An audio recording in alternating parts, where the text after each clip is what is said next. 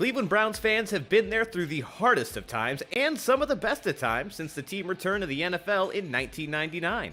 Who could forget when a soldier and a Wolverine lit the town on fire in 2007 with a 10-win season for the ages? From a Hail Mary touchdown pass by Tim Couch to secure the first victory of the new era, to a playoff victory led by Baker Mayfield over the hated Pittsburgh Steelers, this book captures it all. From wins over their rivals to wins in prime time with the world watching, we examine every big moment and every hard hit. First and 10, the latest read from veteran author Vince McKee, takes you through every high and low since the Cleveland Browns' return to the NFL and is now available everywhere books are sold, including Amazon. Tonight's broadcast is brought to you by Advanced Diagnostics Auto Care and Maintenance. If you want dealership quality at a fraction of the cost, visit Advanced Diagnostics Auto Care and Maintenance at 23779 Lorraine Road in North Olmsted, and you won't be disappointed. You need a repair shop that you can trust. They know the repair process is all about customer service. How they treat their customers is just as important, if not more important, than the quality of the services they provide. They are always willing to discuss your repair needs before, during, and long after your visit. They treat you like family and won't stop until you're completely satisfied and road ready. B.A. Sweetie Candy Company. The world's most famous candy company is right here in our backyard. They are located at 6770 Brook Park Road in Cleveland, and it is a candy lover's paradise. They have every candy from your childhood, so make sure to visit them today. Climate Tech Inc. For 48 years, family-owned and operated Climate Tech has been the premier company for all HVAC services. For both residential and commercial, they have it covered. They offer free estimates on equipment replacement and 24-hour emergency service. Visit them at climatetech.com. Dave's Golden Shear Barbershop. Dave's Golden Shear Barbershop has been your trusted barber for nearly a century of great haircuts. With affordable prices and excellent customer service, there's no better place to get your cut. It is located at 26915 Center Ridge Road in Westlake. Dick Esser Plumbing. Get exceptional plumbing repairs and installations for your commercial property from the experienced professionals at Dick Esser Plumbing and Heating Incorporated. They provide honest services and quality workmanship. You can find out more about them today at dickesserplumbing.com. Falls PC Clinic. If you're looking for excellent service and a people-friendly approach, then you've come to the right place. Falls PC Clinic has an ultimate goal to serve you and make your experience a pleasant one. They offer all repairs for makes and models, including Mac computers. They work on laptops and desktops and specialize in hardware repairs. Look them up at fallspcclinic.com.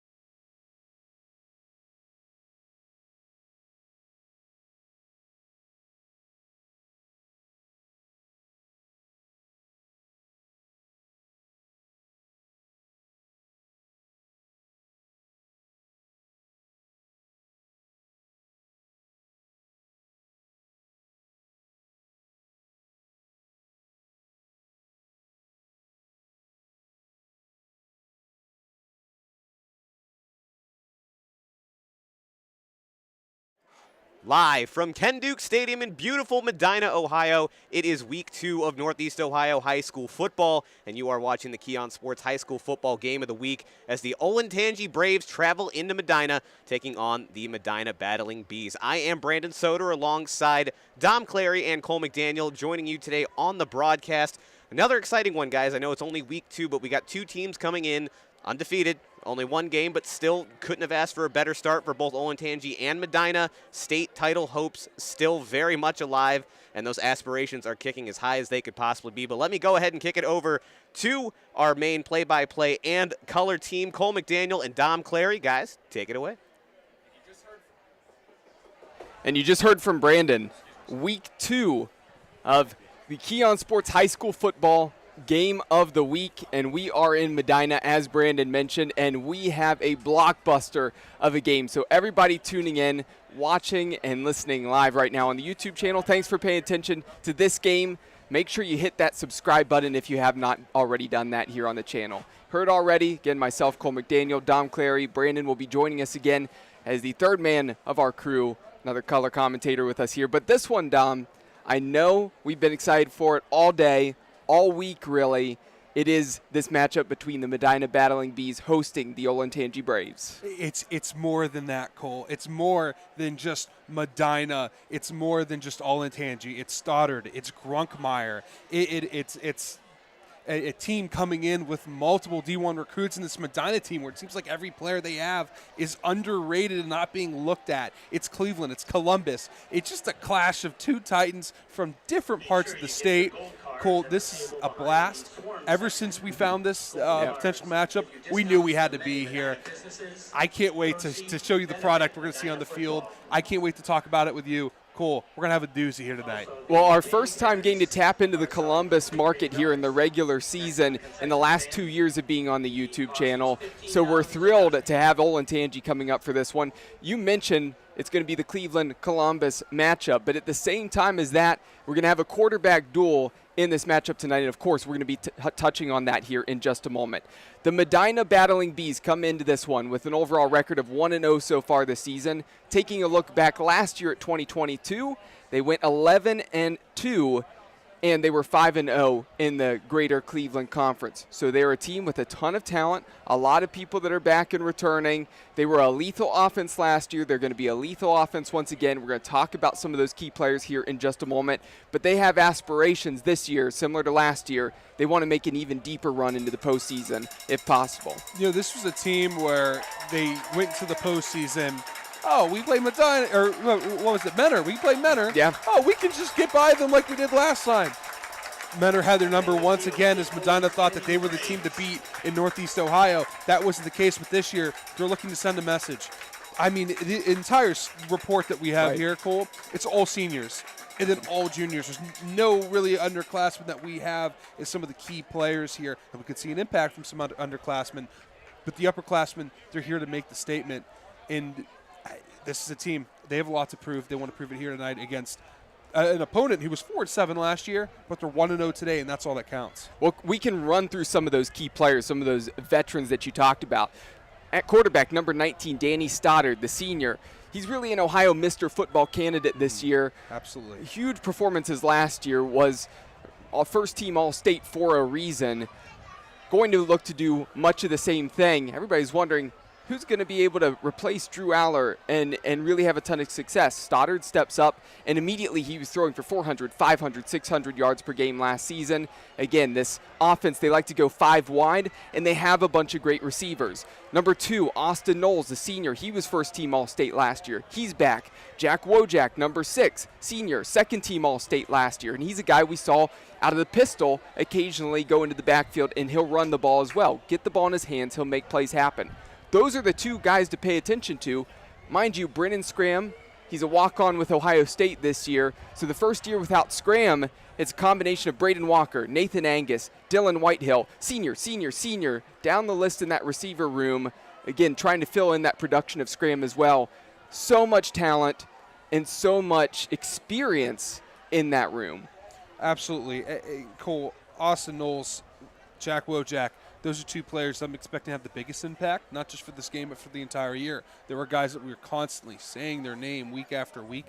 I don't expect nothing less from those two. Expect for Stoddard to look for them. In Stoddard, it's interesting when you compare him to Grunkmeyer. We'll get to Grunkmeyer here in a minute, where Stoddard is more of a athlete quarterback than a true pocket passer. I'm not saying he can't pass. I'm not saying he can't sit back and let it rip, but he likes to use his feet. He likes to move around. They like having him almost a weird pistol look where he's the only one back there, but he's not deep enough to be in shotgun. So it's an interesting look that they have, but he's probably just as equally deadly on his feet that he is in the air. Yeah, absolutely. A couple of guys on the defense to pay attention to as well. Cooper Drasevsik, he's a safety. Also safety, Talon Holvey. Those two guys, they're going to be crucial tonight going up against Grunkmeyer. And also Nathan Nunn, the senior defensive lineman. He's a guy who wreaked some havoc in the backfield last season for Medina. He'll look to do much of the same tonight as well. For Olentangy, the visitors, the Braves come in with a record of 1-0. Last season, a little bit rough record-wise for them. 4-7 in 2022, and they were 1-4 in their conference, the Ohio Capital Conference. So they're looking to improve upon what they did last year, have a significantly better record, and they have a lot of talent on that roster. Taking a look at last week, they beat Whitmer, the Panthers from Toledo, by a score of 46-35, so a good start to this season. It's a matter of, can the players this year step up, get the results? Lost some close ones last season, Dom. Yeah, no, the Columbus D1 schools are very competitive. It is hard when there's 4 Olentangy schools, and they're all really good. And I say that, they're all really good, and one of them is known as a football school. Yeah. They have a lot to compete with, so don't look at that 4-7 record as if they were a bad team. They're not a bad team. They just play some of the best teams in the state down there in Columbus in D1. They're not counting the schools we have here in D1 as well, because, boy, there's a lot that we get to cover. But when you have Grunkmeyer, he's a 4-star recruit. Yeah. He's going to Penn State. We know that. Gavin Grover, he's a 6'6", 240-pound Cincinnati commit tight end. I mean, you can't miss him down the field. Right. He's massive. Cool. Jackson Wiley's a junior wide receiver. He is, again, a junior. He has multiple schools looking at him now. There's a lot of loaded talent of these athletes that are getting looked by these schools. They have a lot of talent. They look for that talent to carry them through. That's what they're going to rely on today. Yeah, absolutely. As you mentioned, Grunkmeyer, 13th ranked quarterback in the country.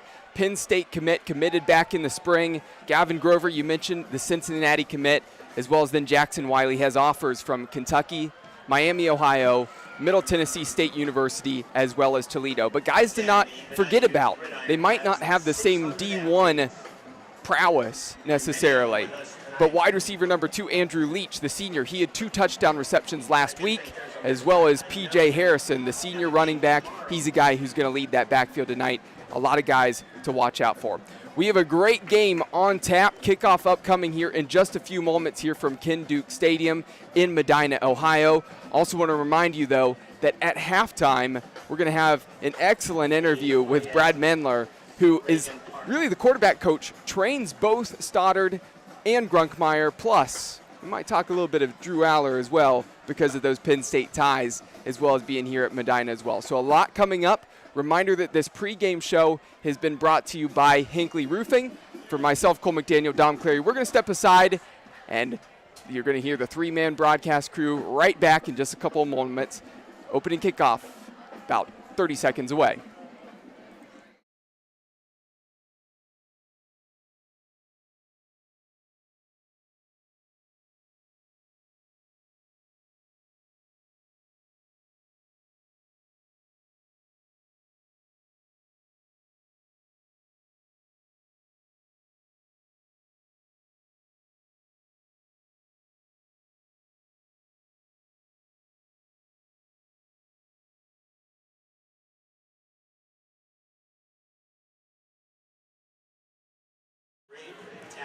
Kickoff about to get underway. It's going to be Medina, the Battling Bees, set to return. They're going to be fielding the ball, going right to left on your screen as you're watching here on the Keon Sports YouTube channel. Kick is up and away.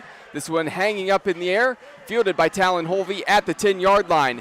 finding a little bit of space, following some blockers, meets some white jerseys at the 30-yard line, and that is where Danny Stoddard is going to bring out the offense. Let's see what they bring out here. In the past with Drew Allar, with Stoddard, it's been pretty empty in the backfield to bring a wide receiver in occasionally. They like having as many options as possible for their quarterback. They want as many wide receivers as much as their talent. Now here's the problem. This lineman group, really impressive group, really big group here for the Battling Bees. They're isolated, right? They have to rely on each other. They have no one else back there, and that's the set that they come out with here today. They got trips right. They got 2 wide receivers there on the bottom of your screen. As Dom mentioned, you can typically expect 5 wide for the offense of the Medina Battling Bees. And a change that has to be made here quickly, a substitution, right tackle coming off the field. And see that Coach Larry Laird, head coach of the Medina Battling Bees, not too happy with that, trying to get the backup right tackle out there on the field so we can get this opening play underway. 1st and 10 from the 30-yard line. Receiver in motion. Snap to Stoddard. Wants a quick throw. Jack Wojak looking deep down the field. He's got a man. And I think that one's on the ground, incomplete. Just a little bit of an underthrow, a trick play there immediately, launching that one to Cameron Hathaway, another one of those senior wide receivers. And just that short arm throw, Hathaway to come back to it. And I like the shot, just not the result they wanted. Do you guys remember our game here last year? Exact same first offensive play. It's that fake little halfback deep dive. They're trying to get something going immediately. That one was picked off, though, when we saw it last year. So a little bit of a better result, but still interesting. I like the trick play. We used to start off every season in high school like that. Keep the defense on their heels. Stoddard back to pass on 2nd and 10. High pass to Austin Knowles. He has to climb the ladder to get to that one. Going to get a decent gain of just about 7 yards there. And it's going to make it 3rd and short.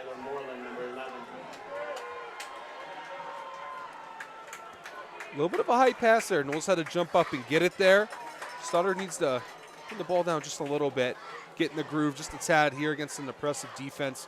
So the Braves here in a 3-4 odd look here on defense. Stoddard rolling to his right, looking down the field. He's got some space in front of him if he wants to take it. He's got the legs. Evades one tackler. He's not going to get to the 1st down marker, but this is an aggressive team. Don't be surprised if the offense stays out on the field here. 4th and just a couple yards to go. 4th and 3 to be exact. Surprised that Stoddard took so long to decide to take off. He's a guy who has good wheels, likes to air it out, but a lot of quarterback draws get called when he's out there on the field. That was a rollout, design rollout. Your offensive line, they run and spill over to the right. Didn't have really anywhere to run. All the defense was there on the right. Stoddard wants to take it up the middle. There's that draw, and he dives for the marker there, and not only gets past the 1st down marker, move the chains, gets an additional 2 yards on top of that with a gutsy call, and that's not surprising for Medina. No, not at all, and you can see them finally starting to get a little bit comfortable here. Let this offense start to cook. Quick pass again. This time the screen out to Wojak, and Wojak showing off his run after catch ability. Gain of about 5 yards there on that carry. And that's what makes this Medina offense so scary. Obviously, they have the ability to air it out if they need to. Stoddard can make it work with his legs. But this is a very methodical passing offense that it always has been. Just because, it's going to be a pass pretty much, every time doesn't mean it's always going to be looking deep down the field. But they are going to chip into you any way they can and take their time. Penalty marker on the field. False start going against Medina. So it's going to back up the offense a little bit here. But yeah, this is one of those things, especially for Olentangy. You're a school that, you don't typically see Medina very often. Of course, you can go back and watch film, but Medina, they throw a lot at you, right? They're going 5 wide all the time. Sometimes they'll bring Wojak into the backfield to run out of the pistol. When they get into goal line sets, sometimes they go goal line formation and bring in Cooper Josefsik, the safety, to run it on goal line sets. So they have a lot that they can throw at you. Here's Wojak in motion.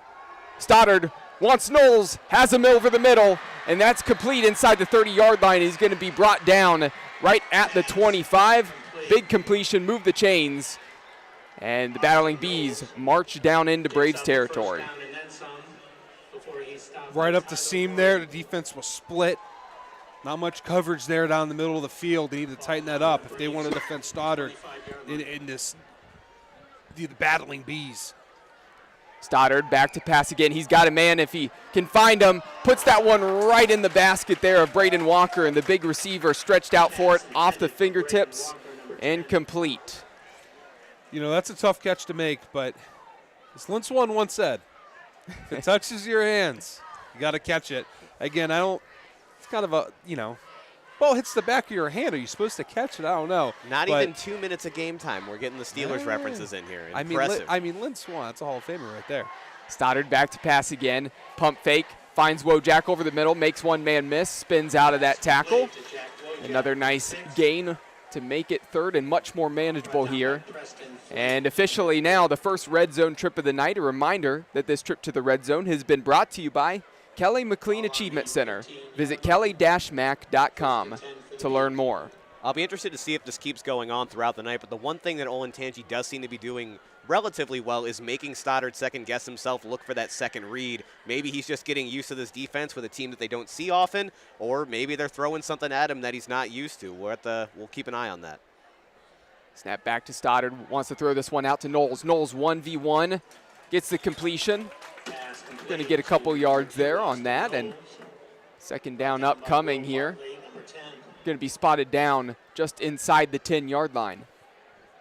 Looks like we're going to see 4 wide receivers to the near side of the field. Knowles still going 1v1 on the far side.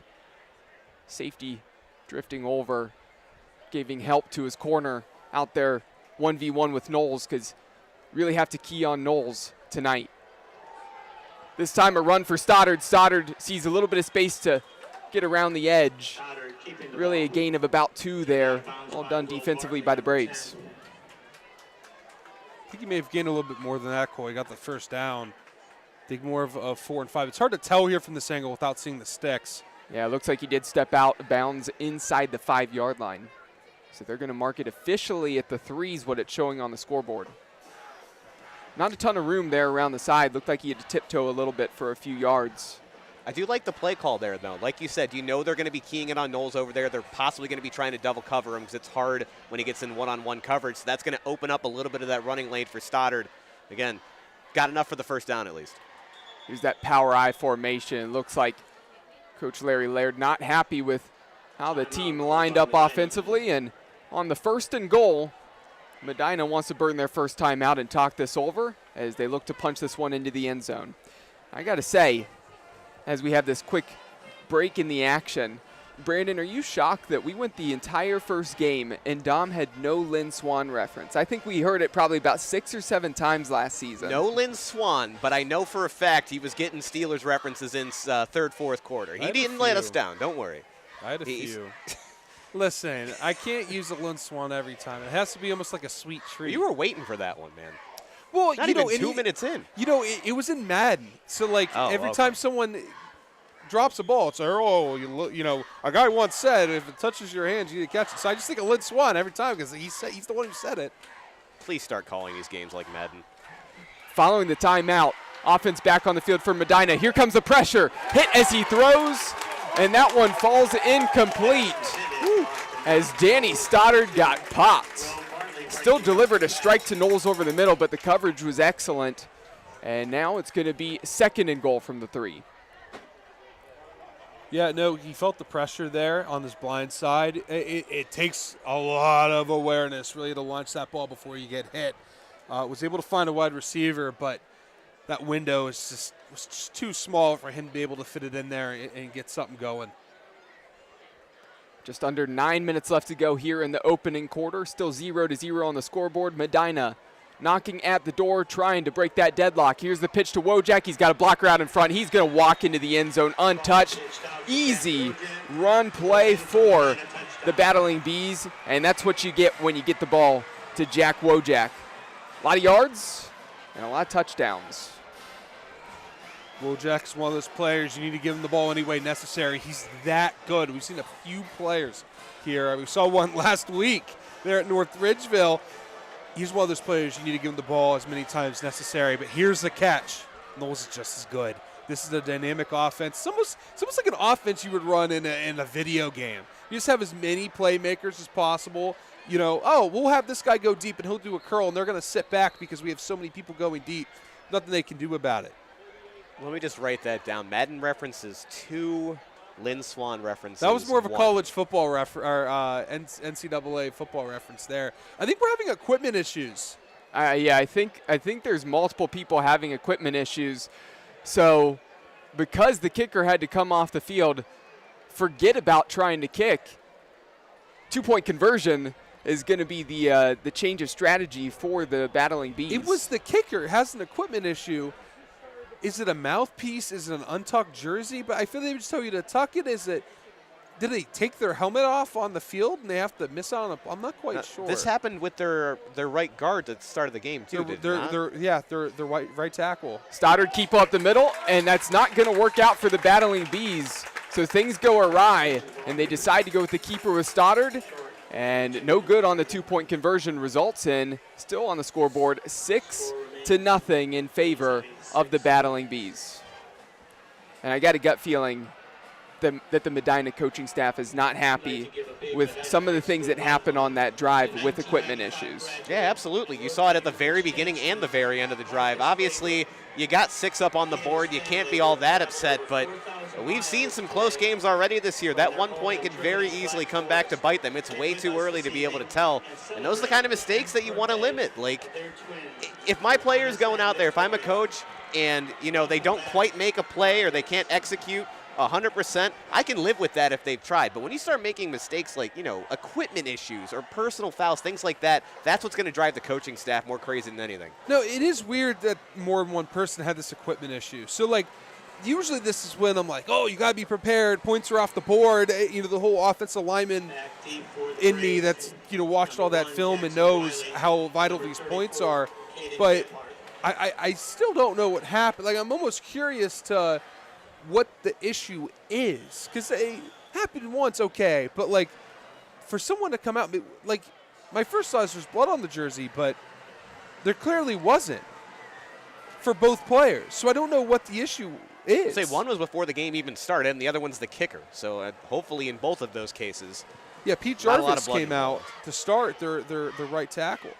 Well, kick is away, and this one going to hop out of bounds. Illegal procedure going to be the call here, so it's going to give some okay field position here for the Olentangy Braves offense as they come out on the field. Of course, led by Ethan Grunkmeyer, their senior quarterback, and as Dom mentioned earlier, 4-star recruit listed on 24/7 Sports, 13th ranked quarterback in the country, and committed to Penn State back in May. So certainly has plenty of ability, and it actually looks like the special teams unit's out on the field again. So it looks like they're possibly going to just make them re-kick this. Yeah, I think they're looking for some field position here. I think they want to return it. They might have a returner that they want to see have the ball, but this is a really weird first quarter, isn't it? Still, yeah, it's an interesting choice because you know, in that illegal procedure, where are you starting with that ball? You're starting with it at the 40-yard line, aren't you? Am I wrong? I mean, you're starting way up the field with it. You're right? gambling, throwing your special teams back out there again and hoping to get something better than that. Like, there's way too many things that can go wrong. You do this when you have a returner that you want the ball and you know they don't know about him. Jackson Wiley. Yeah. Number 1, right there at the 10-yard line right now, set to return. He's a guy who, like we talked about, has 4 Division I offers in his junior season to this point. He's a guy with a lot of talent, so clearly Olentangy has some belief that he's going to make something happen when the football touches his hands. Got to kick it to the right there. You have to kick it away from Wiley. And, yeah, that's what they'll do. And that one, really more of a squib kick. It was a line drive, made its way into the hands of a Brave who just keeps zigzagging back and forth. Not a bunch of north and south running, a lot of east and west, just out past the 40-yard line. So the decision really doesn't come back to bite them at all as number 8 Cole Kirshner is brought down at the 41-yard line. Doesn't come back to hurt you at all, but doesn't really help you either. No. Like, again, if you believe in your returner, which, as you stated, for Division I offers, I completely understand that. go ahead and run him out there again. But, 99 times out of 100, not worth the risk. So it's one of those things where we want our guy to have the ball because we know they don't know. It's one of those things that we know they don't have the film. Grunkmeyer sees some pressure possibly coming over the middle, points that out. Back to pass. Has a clean pocket, floating this one in the direction of Andrew Leach, who had 2 touchdown receptions last week and just about a step too far behind that one. Grunkmeyer put that in a great spot, but like I said, just not able to connect. But I like the initial play call as Olentangy trying to strike right back quickly. The last time I've seen a quarterback making reads, changing the play, was a quarterback we saw on this field in Drew Alar. It's uncanny what we're seeing right now. That's not what you see at the high school level. 4 wide, quick pass to the near side to Jackson Wiley, getting plenty of yards there on that reception, getting out past the first down marker, and 2 additional yards after that. So into Battling Bees territory for the first time tonight on the opening drive for the Braves. I know it's still early on, guys, but we may be looking at one of, if not the best quarterback battle that we're going to see all year. Both these guys looking sharp right out of the gate. Well, we definitely are looking at 2 guys that certainly are going to be in that Ohio Mr. Football conversation there, in the handoff up the middle, finding a little bit of space. Riley Clarkson, a surge there past the 40-yard line and marked down at the 39.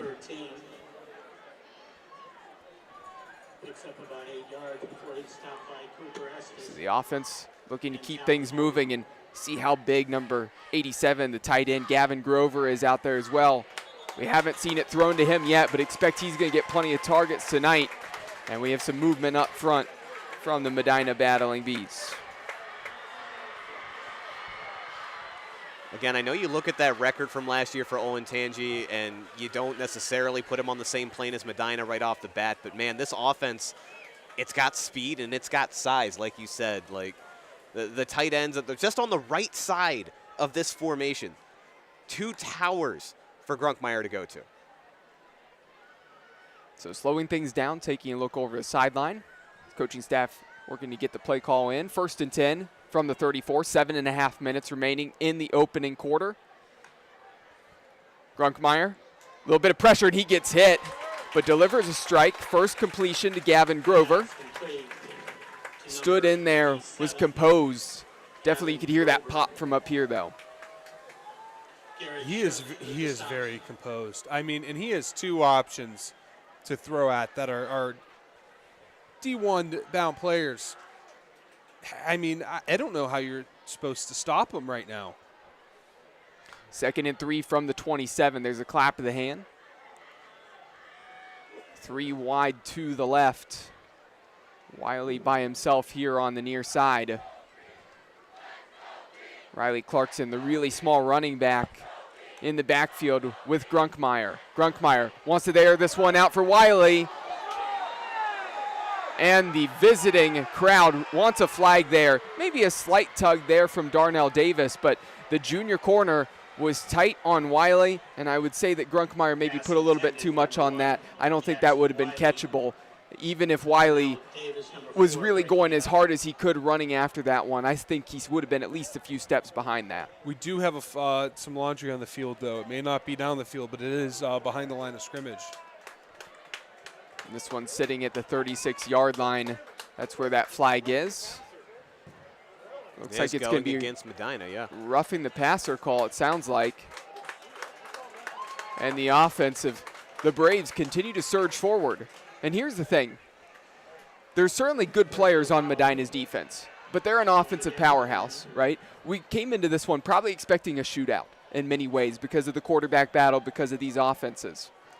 The question's going to be, when you're in situations like this and you're backed up, when will your defense make the stand? When will it get the interception? When will the key turnovers happen?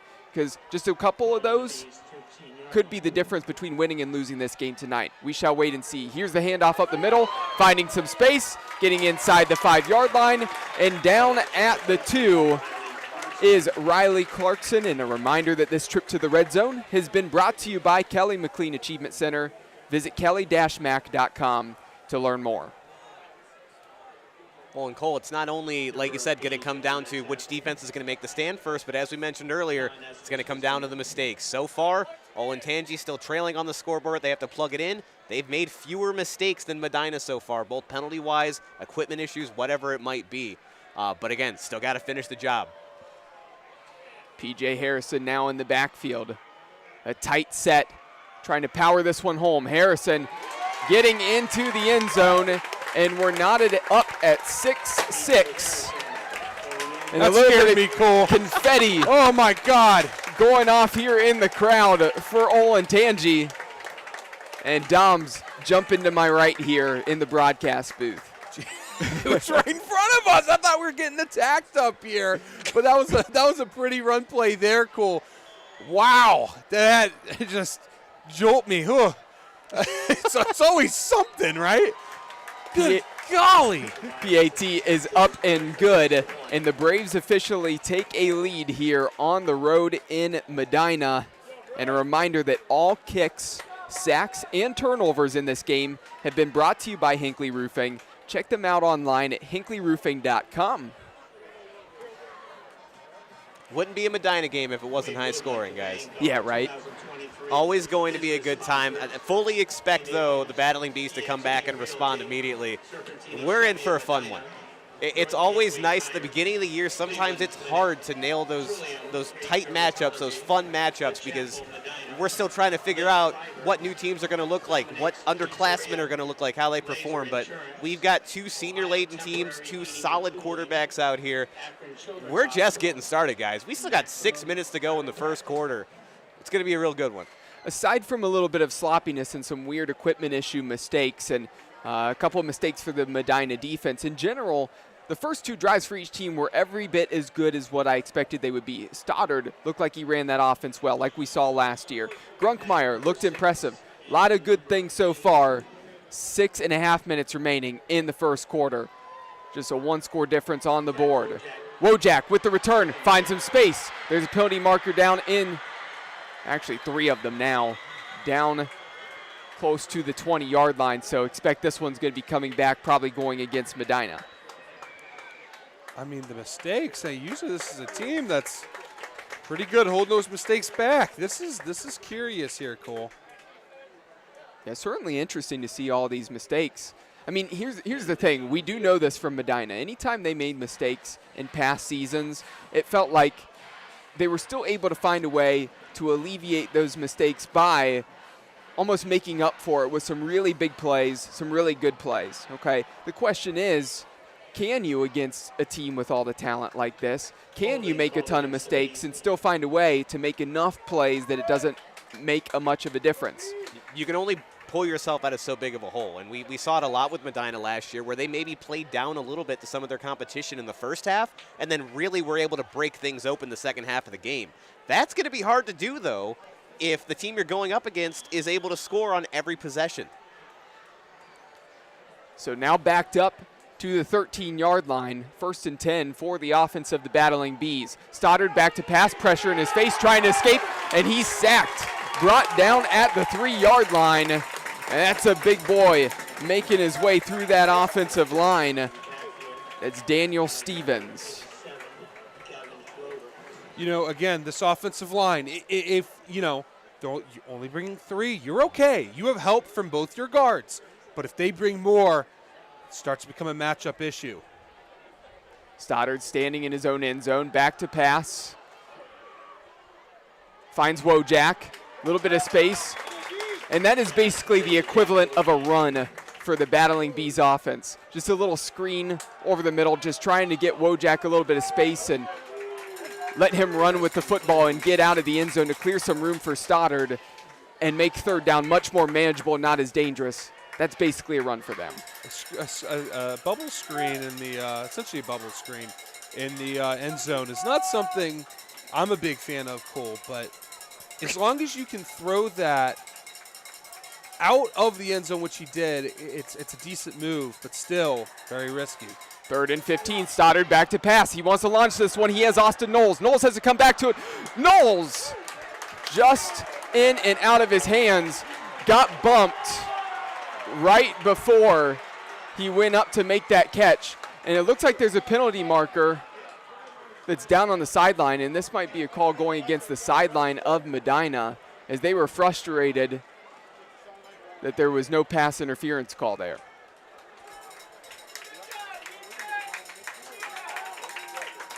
So the defense stands strong, and really at 4th and 15 from the 8-yard line, Medina is going to have to punt this one away, something you're not typically used to seeing Medina need to do.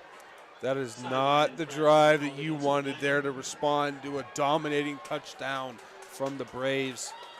This, right now, Medina looked good in that first drive, and geez, 2 possessions later, and now you're thinking the momentum is completely swung over to the Braves.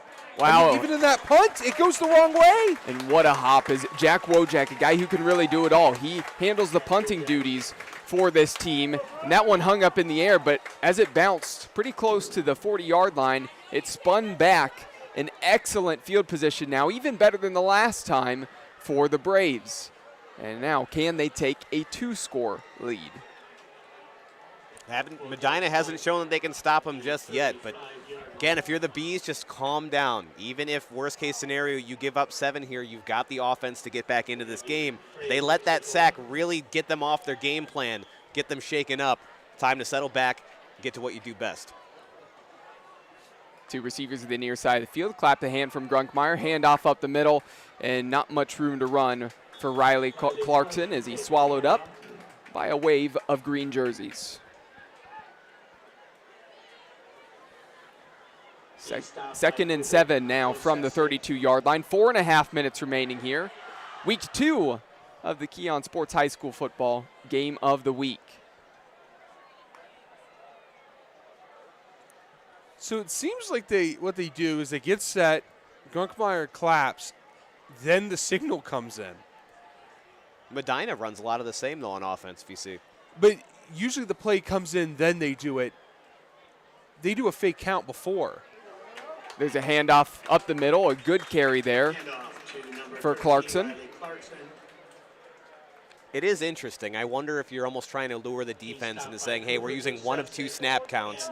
Guess which one it is. Hopes to get them to draw off sides half the time if they're guessing incorrectly. Am I on the right track with that? So a signal just came in. Let's see what he does here. I need to see if Grunkmeyer was looking. He's going to look back over. Flag was called. Someone must have moved. It's on Medina. The mistakes are rolling in by the battling Bees. This is shocking. Offsides multiple times, the multiple equipment issues. What an interesting start for Medina, and I'm not necessarily saying that kindly when it comes to those mistakes. I know it was going to be 3rd and 1, so it should have been easy pick up there for Olentangy, but now you just gifted them with the first down at the 21-yard line. Here's a snap, handoff once again, following some blockers, trying to bounce to the outside. Talon Holvey not able to make the tackle, and Clarkson cuts back up the middle and gets plenty of extra yardage after that. Can put those chains down as it's now going to set up 1st and goal, and a reminder that this trip to the red zone has been brought to you by Kelly McLean Achievement Center. Visit kelly-mac.com to learn more. I mean, he is shifty, huh? Riley Clarkson. Give him out in a little bit of space, and boy, can he move. Not a power back, not at all, but you give him out in space, and he'll get going. So 4 wide once again. Grunkmeyer in the gun. This time a carry up the middle. And not a ton of room there for Preston Danner, who just subbed in at running back. 2nd and goal. Yeah, the Olentangy not afraid to put some running backs in here. Though they're going back to the guy who scored, P.J. Harrison, is back in the game. Let's see if he lines up back at running back. But they have not thrown the ball much this drive. No. Haven't had to. Only once, and they've got the ball on the ground. This offensive line, they're dominant here today. Oh, look at this, 2 fullbacks. Here's the handoff. Harrison wants to bounce it. He's got to try to get around the edge. Stiff arm and swung out of bounds by Camden Sokolowski. So 3rd and goal now. Almost had it, just couldn't quite beat his guy to the corner there. But again, it seems like any of these Olentangy players, as soon as they get the ball in their hands, it's just hard to bring them down. They're going to be fighting for everything today. Well, Olentangy definitely has more weight, more size on that offensive line. Also with the tight end Grover pinched in there. Of course, the fullbacks. I think they're just trying to take it to Medina right now because Medina's strength is probably in the secondary. So why go to the air when you can just say, hey, Medina, try to stop us. We're going to try to run this right down the middle. And here's the run again, and into the end zone, a touchdown. Jeez. And here comes the confetti guns once again. As P.J. Harrison walks into the end zone, had a touchdown last week, a touchdown this week. Now 13-6 in favor of the Braves, under 2 minutes left to go in the opening quarter. Simple run again, run to the right, block down, block down, block down, clear space, open lane, and a flag, and let's see if it's on Medina It again. is. It's offsides. Trying to get a head start on that one, jumping offsides. That's multiple times for Medina. They've been offsides. And now you're going to see the offense come back on, and now they're going to try to see if they can make it a 2-score game. Again, if they convert on this, you're going to see 15-6 on the scoreboard, which would make it 9-point difference, which that could be crucial. That initial mistake for Medina on the PAT to start this game could really be the difference coming down the stretch. You know, in football, there's a saying that every inch counts. You know, when you're doing sprints, you touch the line. Because if you don't touch the line, that's the difference between winning and losing. Right now, that is the difference. And it's showing pretty big here on the scoreboard. Grunkmeyer fakes the handoff. He's going to take this one into the end zone himself. Give him the 2 points. And it's now 15-6. 2 minutes remaining in the first quarter.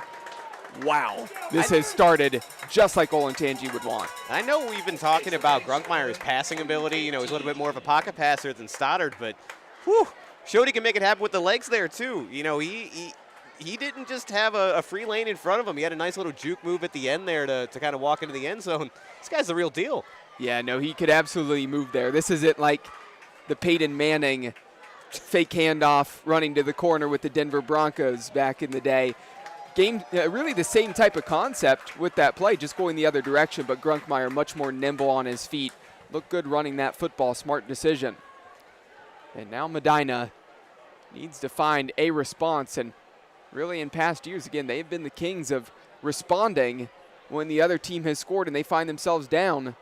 Again, thinking about last year when we were here calling the Minter game during the regular season, Minter again took an early lead. There were some early mistakes for Medina. Second half, they really turned it on, but every time Minter did something well, Medina found a way to respond back. Can they now?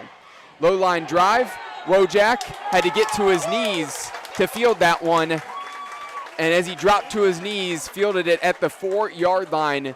Not a typical mistake there for the extremely talented player in Wojak. Is this Medina?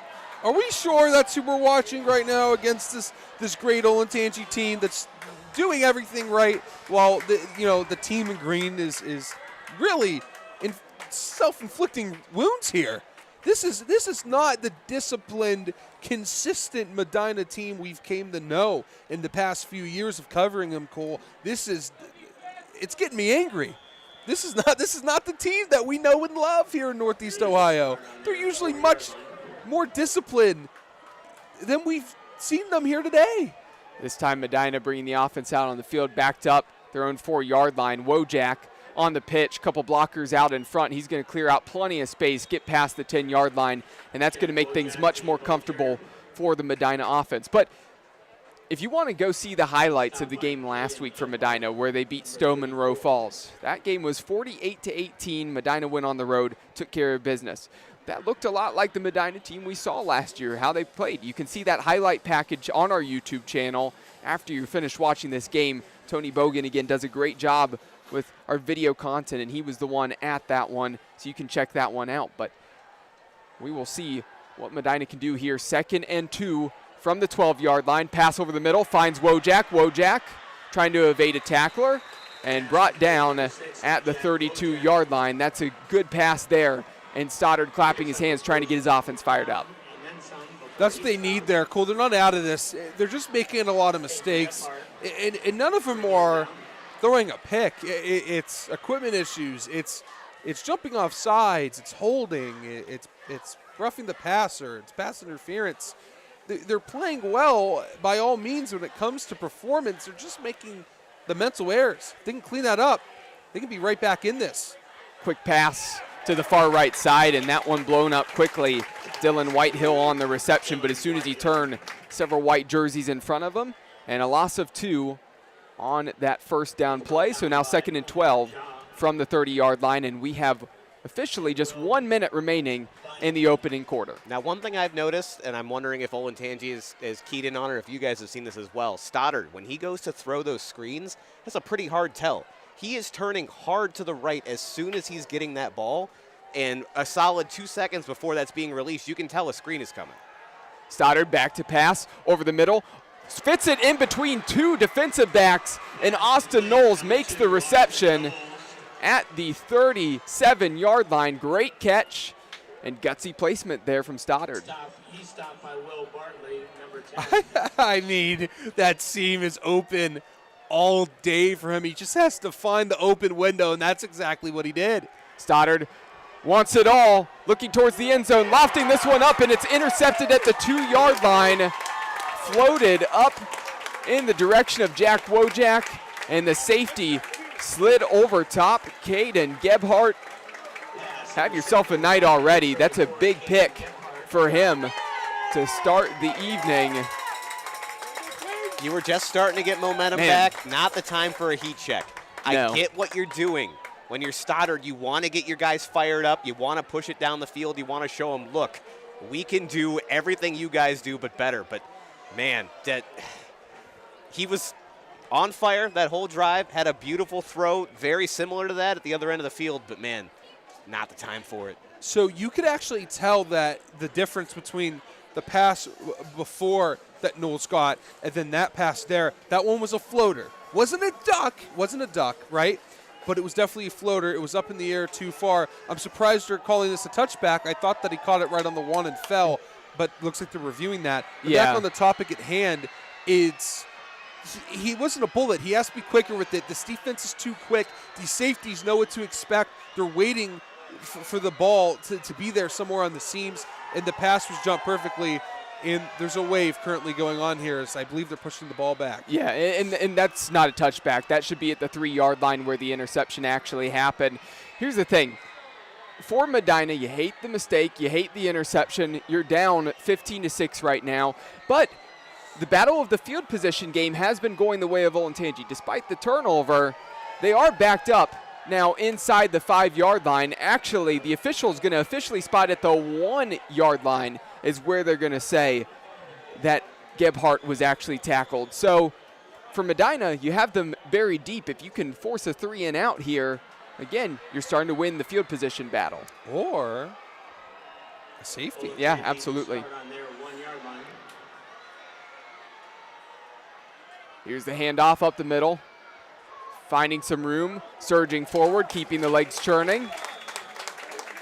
Up right around the 18 box on the soccer lines on the field, and that's going to be the last play of the half. Clock is going to stop actually briefly, so this might actually not be the last play of the quarter. 3 seconds remaining here in the quarter, and 1 player down for Medina. Hate to see that here at the end of this opening stanza.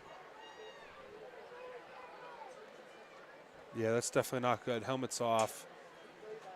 Leg is elevated. Again, we're never going to assume what an injury may be or its severity. You simply don't know what a player could walk off in their own power and then be out for the rest of the year. The body when it comes to injuries is that weird. Just hope that whoever the player is down there, we still don't know yet, is all right and back on the field whenever they can. And obviously, as soon as we get that number, we'll let you guys know. Yeah. Again, we're not showing the injury. We're not going to – generally, we're not going to do that, regardless of the severity of it. But, again, as soon as we get a jersey number, we're going to let you know who the player is and obviously hope they're all right and get you any kind of updates that we can. Well, we're on a football broadcast right now, so I might as well mention some football news. Interesting situation in the NFL. The 49ers have officially traded Trey Lance, former 3rd overall pick, to the Dallas Cowboys for a 4th rounder. So Trey Lance appears like he'll be the backup to Dak Prescott now in Dallas. And I don't hate that because Prescott, I mean, what was the last time he played a full, healthy season, right? And obviously if you're the Cowboys, you want to bank on having a backup that can make something happen. I mean, maybe, I don't know if Lance is necessarily the guy. I don't really see him and Prescott as the same player at all, but more power to him. I'm glad Lance has at least an opportunity to get out there because that's what kind of killed him from the start. He never really was able to see the field. I mean, you got to look all the way back. He played 1 game his final year of college. He got hurt as soon as he got into the NFL. He just was never really able to get that chance to develop. And with the play of Brock Purdy and now Sam Darnold kind of resurging, he wasn't going to get that in San Fran. So hopefully he gets something in Dallas. I do have a score update for you guys here. Akron Hoban is currently losing to Cathedral Prep from Pennsylvania. They are a 6A powerhouse, which is our equivalent of a Division I powerhouse. So that will be a good test. So currently, Hoban is down 6-0 right now to Cathedral Prep. That'll be a good test. We'll be following that all night long. Just a quick update, Logan Peters appears to be the injured player, but he is now walking off under his own power. So really, really good to see that. So officials then, after he gets off the field, let the clock run, and that's going to do it for the first quarter. 2nd and 2 coming up here, start of the second quarter from the 9-yard line. The Braves hold a 15-6 advantage over the Medina Battling Bees. We'll be right back here on the Keon Sports YouTube channel. Tonight's broadcast is brought to you by Frankie's Italian Cuisine. Looking for a place to enjoy a post-game meal? Love Italian food? Frankie's Italian Cuisine has you covered from meatball to lasagna. Visit them tonight at 4641 Great Northern Boulevard in North Olmsted and taste the 50-plus years of legacy for yourself. Freedom Auto Detail and Ceramics. Experience the best in automotive luxury and protection with Freedom Auto Detailing in Ceramics. Unleashing the true beauty of your vehicle with expert detailing, premium ceramic coating, and paint protection services. As a veteran-owned and operated business, they take pride in the unique qualities and values that set them apart from other detailing and paint correction services. Find their work online at freedomceramiccoatings.com. We're back. Back for the start of the second quarter, where the Braves hold a 15-6 lead over the Battling Bees. On 2nd and 2, carry up the middle for P.J. Harrison, and that should be enough to move the chains. So the Braves on 2 plays doing a good job at getting out from their own end zone. And again, it's really been tough for that Medina defense to deal with the run up the middle. Grunkmeyer is a guy we really had highlighted and circled on the scouting report here, but realistically, they haven't needed him too much so far in this one. 1st and 10 from the 13. Clap of the hand from Grunkmeyer. Handoff. Following a blocker once again. That time running into a few green jerseys right at the 15-yard line was Riley Clarkson. You mentioned Grunkmeyer, and they haven't had to go to him much, but the key word, scouting report, that you mentioned. You still have to account for that. You still got to be ready for him to cork one. So you can't completely cheat in on the run. They're not a one-dimensional team, and it's just going to make it that much harder for Medina to really try to figure out how exactly they're going to slow down this Braves offense. Gavin Grover's been lined up tight inside next to his offensive line a lot tonight. Now he's off to the near side of the field. Whistle here right at the time of the snap, and looks like there is some laundry sitting at the 15-yard line. Typically in the first quarter, that had been going against Medina, but I think start of the second quarter, this one actually going to back up the offense of the Braves. Again, a mistake. And non-Medina, maybe a sign of Medina maybe can breathe a little easy here, knowing that hey, whistle blew, and we don't have to step back. We can step forward just a tad. So following the false start penalty, moving back 5 yards, it's now 2nd and 13 from the 10-yard line. All the mistakes are happening at this end of the field. I'm going to go ahead and blame the student section. Here's a handoff. Clarkson finding some space. Tripped up from behind after a decent carry there. And that's going to make up the yards from the penalty and get a couple more. He's very patient. He doesn't use his speed until he has to as he's getting subbed out. Wow, do they rotate running backs? I mean, they have a deep running back room. We haven't talked about it much, but, I mean, they're really just letting Grunkmeyer relax and just do the easy job. We've Hand seen the ball off. We've seen 3 running backs in the backfield for Olentangy tonight. They're all very different in their build, and it seems like what they do. So as Clarkson gets the breather, and right now is Danner. Grunkmeyer evades a tackler, cuts up through the middle, and rumbles his way up to the 29-yard line where he's brought down and moved the chains once again. So Grunkmeyer showing off the shiftiness. Not the fastest runner, but he can get it done enough to get the first down. A burst of speed there for Grunkmeyer. Kid can move a little bit. We said that about Drew Allard, too, when we saw him play here 2 years ago. I know me and you were here for that. We weren't, Brandon, you weren't with us yet. But you were doing your own thing. Not your own thing, but your dad are separate. I still saw plenty of Allard. Don't worry. Oh, I know you did. We were here a couple times on our broadcast. There's a clap of hand from Grunkmeyer. The handoff to Clarkson. Surges forward for a gain of a few yards there. So obviously going to be interesting. We don't want to jump ahead from this year. I mean, college football hasn't really started yet, but it will be interesting next year. That quarterback room tomorrow, of Drew Aller and Ethan Grunkmeyer, I mean, that's already a good quarterback room, and of course Penn State's going to have some other good guys in that room as well. Oh, absolutely. I mean, they every year, I mean, you see Penn State quarterbacks that are transferring and having Heisman candidate seasons. You had one that left that was a sophomore, went to Pitt. He'll be a backup, and then you have Will Levis. Grunkmeyer, little screen out to the near side, and that one's not going too far there for Zach Griffith, the senior wide receiver. Zach Griffith, number 5, the ball carrier. But, you know, they always, Penn State develops well. They have consistent quarterbacks. You could see Grunkmeyer take over the offense after a year or two, hoping that things go to plan for him. Considering this is redshirt freshman year going into Penn State, so he only has to have freshman, sophomore year of play. Wide receiver in motion, a little pitch on that jet sweep, so that officially will be marked as a completion because of the toss there from Grunkmeyer. Coming across was Andrew Leach. Nice gain there on that short reception. You know, this Bees defense, they need a playmaker right now. No one's making the big play. No one's making the big tackle. No one's getting back there and causing havoc, right? They're maintaining, they're hanging on just enough, but they're not making a big play, and that's been the difference right now. It just seems like Olentangy is just finding players making the big play over and over and over. It doesn't matter who it's from. It doesn't matter where they are on the depth chart. Medina, they really have to dig deep, and now they have 4 down on that offensive line. Leach faked the motion over. Now a short throw to him in the flat, out to the far side. Makes one man miss, cuts back again. Past the 50-yard line, up past the 45. Officially down at the 44 in battling Bees territory. And this drive continues, and the clock continues to drain. Ball control really going the way of the Olentangy Braves right now. 7 minutes remaining in the second quarter. Olentangy's got playmakers. Yeah. They've got playmakers. All you got to do is get it in their hands. They're making guys miss like crazy. And I'm sorry, Dom, I didn't mean to cut you off there. But, man, these guys have been exciting to watch, if nothing else.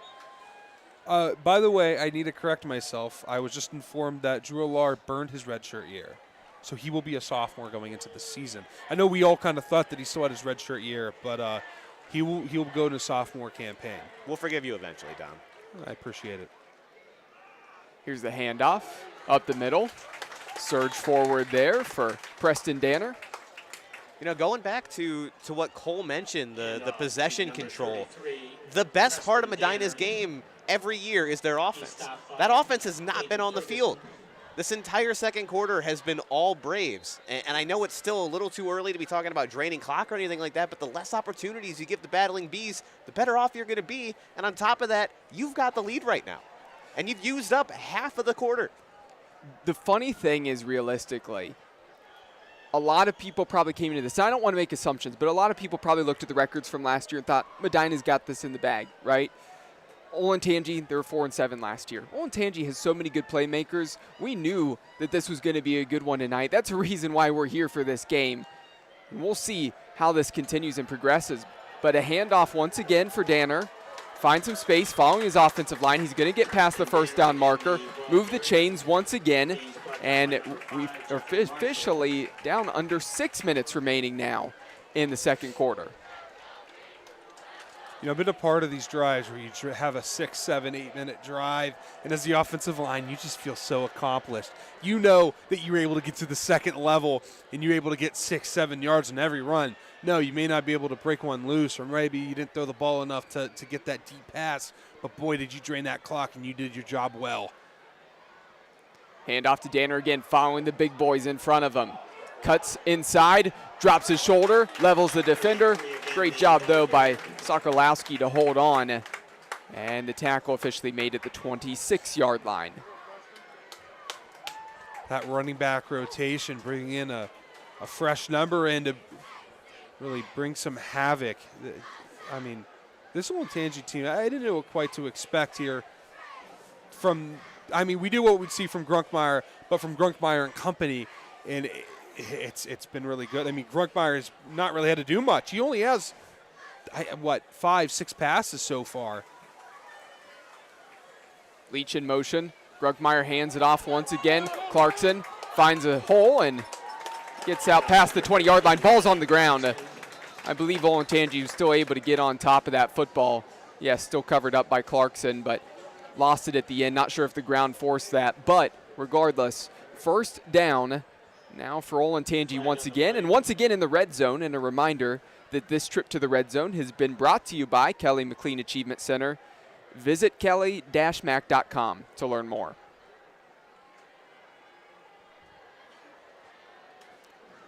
And of course, that didn't result in a turnover, but while we have the brief pause in action, I want to remind everybody that all kicks, sacks, and turnovers in this game have been brought to you by Hinckley Roofing. Check them out online at hinkleyroofing.com. From the 18-yard line, Grunkmeyer hands it off again. Room to run, room to get into the end zone. Number 8, Cole Kirschner. 21-6, Braves. Oh, it's getting everywhere. This is worse than the cannon in Akron right now. It's invading our space. My keyboard is covered. No, just click the C key. This is what is going on back here. I'll tell you what's going on in the field, though, is Olentangy. Oh, gosh, just beautiful running. I'll tell you what, I was expecting throw after throw after throw. Hey, I am smiling like a butcher's dog right now. All it's been is running from the Braves. Oh, beautiful football. You know, we have a 4-star recruit in the house as a quarterback, and they're just going to throw the ball. No, sir. They got 3 running backs in an offensive line. They're on their toes. They're getting forward.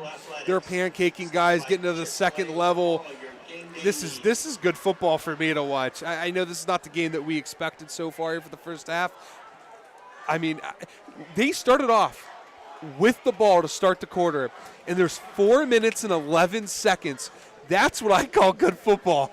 Oh, beautiful to watch. Following the touchdown run for Cole Kirschner, PAT up and good for Matthew Tobias, and it makes the score 22-6 with 4 minutes and 11 seconds remaining in the second quarter. And now if you're the Battling Bees, obviously you're going into the locker room here shortly. Halftime's coming up. We know this is a fast strike offense. You want to get that football back, see if you can score, maybe not super quickly, because you really don't want Olentangy to be able to have really a 2-for-1, because they do receive the football after halftime. Wojak on the return. Makes his way out past the 25-yard line, officially brought down at the 28. And the offense back on the field for the Battling Bees. Last time they were on the field was really with about 3 minutes or so remaining in the first quarter. Been a long time they've been over there on the sideline. And, of course, that drive ended in an interception for Stoddard after a couple good completions. And that's the hard thing if you're the Bees. You want more than anything right now to get settled and to start running your offense the way that you know you can. But they're cold now. Like you said, they have been on the sideline for a long time. It's going to make it that much harder to get things going. You cannot wait for halftime to make adjustments. If you're going to get back into this and you're Medina, you got to start now. Coach Larry Laird making the motion, telling his guys to settle down just a little bit right now. Very experienced coach, runs a great program. See what his guys can do. There's a strike over the middle. Stoddard thrown to the ground long after that one had left his hand. No flag in the backfield. Completion to Cameron Hathaway and gets up close to the 50-yard line, officially at the 49. Like I said just a moment ago, quick strike offense. They can make up ground fast. Oh, absolutely. But again, don't get too greedy. Right? You got that big first explosive play. Now just hit the open man. You don't have to push the ball down the field quite yet. There's 3 minutes to go still in the half. Stoddard back to pass, looking out to Knowles. Knowles a really smart route there, just got to the sticks, turned back to that one, strike right in his chest. Move the chains once again. 2 plays, 2 first downs. This quick hitting offense strikes again. The problem is if they keep going at this pace, Olentangy's going to have the ball with plenty enough time. Their defense has really struggled. I mean, maybe it might be better for them with short time, but hey, let's focus on this offense right now. They're hitting on all cylinders. Stoddard back to pass once again, rolling to his left, wanting to step up, deciding to run, looking to cut back, get out to the left-hand side. There's not a ton of room for him. He's going to step out of bounds up by the 30-yard line, so a gain of about 3 there on that run. See, if you're Medina, I'm not worried about necessarily leaving time on the board for Olentangy right now. You've got to put points up yourself. Like you said, Olentangy's going to get it to start the next half. Plus, 3 minutes or 2 minutes, 30 seconds, whatever happens to be left when Olentangy gets it, that's still going to force them to go out with a different game plan and start having to throw the ball. At least get them out of that running rhythm and force them to beat you some other way. Yeah, forget our notes. They haven't had to go to Jackson Wiley and Gavin Grover. Force them to do so. Stoddard, throw to the outside to Knowles once again. Stays inbound. Good reception there. And just past the sticks. Move it once again. And Medina's in the red zone. And, of course, the red zone trip being brought to you by Kelly McLean Achievement Center. Visit kelly-mac.com to learn more. Medina finally slowing things down a little bit. Under 3 minutes remaining. Ball at the 23. 4 receivers to the right side. Now Hathaway comes in motion. Stoddard fakes the pitch. Holding on to the football. And an interception. Stared down his receiver. And room to run for Harrison. Nightmare right now. And Stoddard makes the tackle on the interception for P.J. Harrison, who is sitting in coverage. And wow, I am shocked with what I'm seeing. Olentangy has come to play. And that's a mistake you don't typically see from Danny Stoddard. Well, don't even blame him. You have all this time in the world. The route stop. You're not rushing. You don't redirect. So your wide receiver becomes stagnant. He needs to. Here's the thing, right? He has actually looked really good in the air. The time. So he had one where he floated in the air too much. Safety jumped it. It happens, right? And that there, it wasn't he made a bad read. It was everything went stagnant, and he needs to go back to what has made him great in the first place, and that's knowing when to run. That's knowing when to take off. He's just too worried about being impressive in the air. He needs to trust his legs and his athletic ability. He's a good player. He needs to relax. This defense really needs to get a stop here, or else we're in blowout territory, and that's not something I was expecting to say here in the second quarter. 2.5 minutes remaining. Grunkmeyer back to pass. Haven't seen much of that here lately. He wants this one deep over the middle. Interception. Talon Holvey tips that to himself. Hauls that one in, trying to switch fields.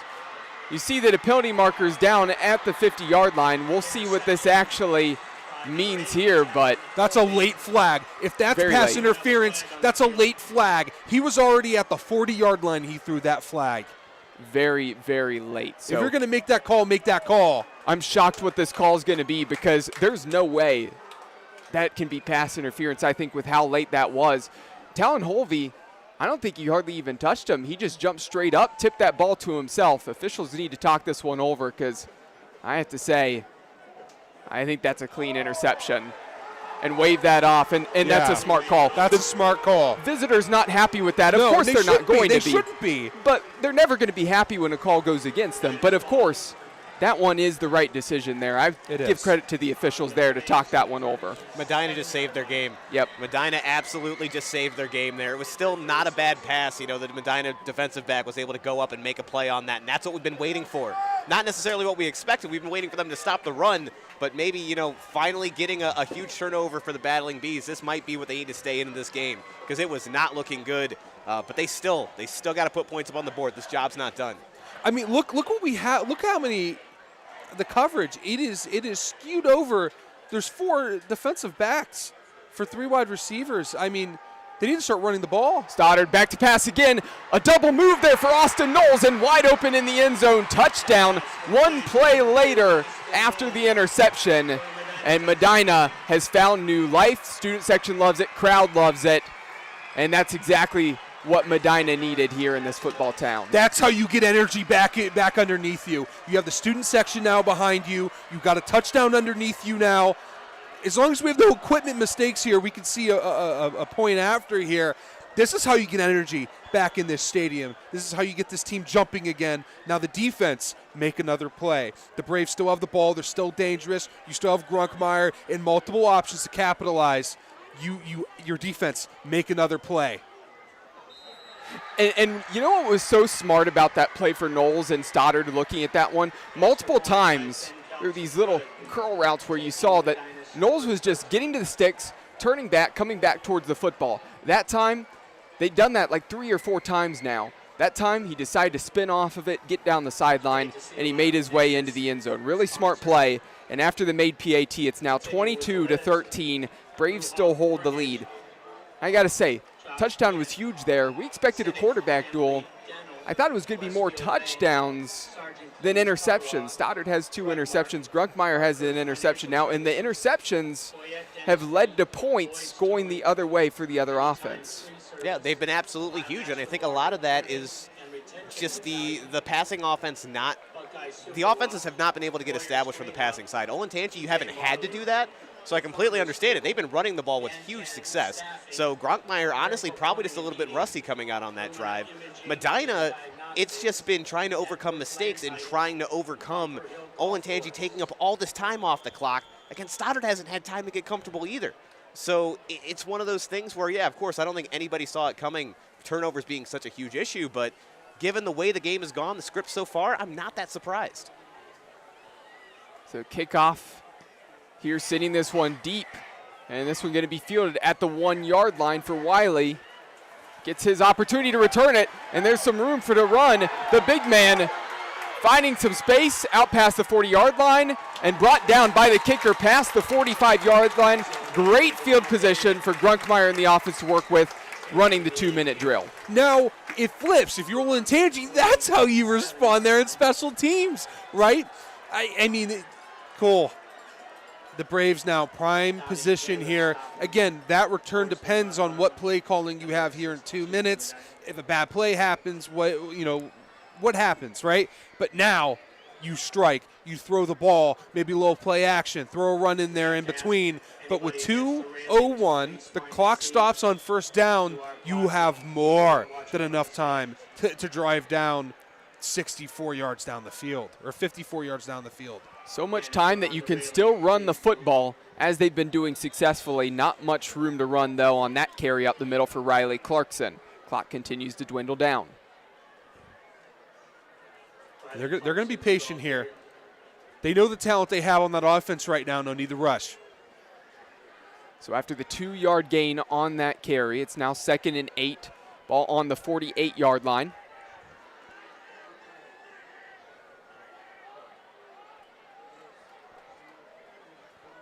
Clap of the hand from Grunkmeyer. Hand off and drug down immediately. So that's 2 carries that have really been slowed down and stopped. Medina starting to key on that. And that's surprising because we hadn't really seen any carries that have looked like that for Olentangy in the first half. 2 back-to-back with hardly any yardage.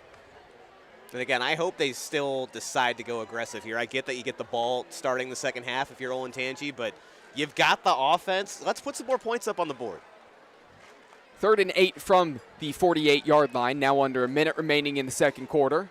Grunkmeyer still looking over to the sideline for the call, and they're still taking their time. 3 timeouts for Olentangy. Medina has 2. And timeout going to be called for Olentangy so they can talk this thing over. So took a long time to call that timeout. 41 seconds remaining here in the quarter. And want to remind everybody, at halftime, don't go away. Myself and Dom going to have a conversation with Brad Mandler, owner of QB Accelerate, a guy very familiar with both of these quarterbacks in this game tonight, so don't go anywhere. No, one thing I just noticed here on the sideline, Cole, is, and I am very excited for this interview as well. Wiley was running on the sideline without a helmet. I don't know if he's rejoined the huddle. I wonder if he may have tweaked something. Yeah, look, he's breaking down. Must have twisted something there after that kick return.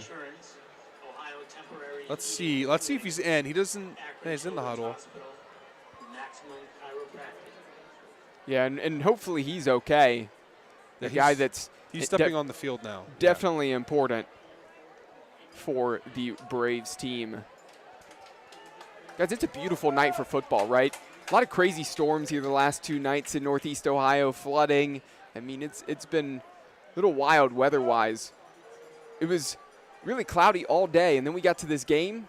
Skies open up, beautiful sunset, perfect temperature. This is just a beautiful night for some football. I mean, you can't ask for anything better here on a beautiful Friday night here in late August. So back on the field with the action. 3rd and 8, Grunkmeyer. Keeper, Grunkmeyer brought down. Here's an opportunity. If you're Medina, call a timeout right now. Honestly, you have such an offense that can strike so quick. I'd want to get that football back. And here's the timeout, 30 seconds remaining. See what you can do here. Maybe going on an all-out rush. But, boy, getting the Grunkmeyer was crucial here for the Battling Bees. This was a defensive line that wasn't getting any pressure. They mix in 4-down linemen, and how things have flipped. They've stopped the run twice, something that we haven't seen them do twice in a row, let alone once. And now Grunkmeyer's on his back, something I didn't think that we'd see tonight from this dominant offensive line. You can have a chance to get some good field position here. Let's see what happens. 30 seconds, though. I mean, you could be getting the ball at your own 30 or 20 or even worse. Let's see what happens here. But I don't mind the timeout call. I think that's a smart call. See what you can get. Maybe, just maybe, you can get something here. And, yeah, they have a returner here. But it looks like they're going to have a lot of people there on that defensive line. Let's look for a punt block here. At least that's what they're going to attempt. So number 95, Caden Ferguson, the defensive lineman, credited with stopping Grunkmeyer on that quarterback draw. 4th and 14 from the 42. The officials were late to get the press box on the home side to stop the clock, so they added 5 more seconds back on. So 34 seconds to work with. Austin Knowles back to return. This one hangs up in the air. A wobbler. It's going to take a hop in front of Knowles. He scoops it up. White jerseys. Makes a man miss on a nasty juke. Splits through 2 defenders and gets up to the 37-yard line. And that is where Stoddard and the offense come out onto the field with 24 seconds remaining. And guys, I got to say, 63 yards in 24 seconds. I think we've seen Medina do things like that before. Certainly possible with these receivers. Well, first thing you said when we started this game is that Medina is aggressive, and that's exactly what they're going to need to be here, and they're giving themselves an opportunity to do that at least. There's a very short list of teams that I feel like have the quarterback play to make up that kind of yardage in 24 seconds. There's a lot of teams that would just run into halftime and be happy with it. I think we're looking at 2 teams, though, right now. I'd be comfortable with either of them trying to put up points in this scenario. Stoddard back to pass. Looking to the outside, just finds Wojak. Going to get out of bounds up past the 50-yard line. Stepped out pretty close to the 45 on the Braves side of the field. 18 seconds remaining.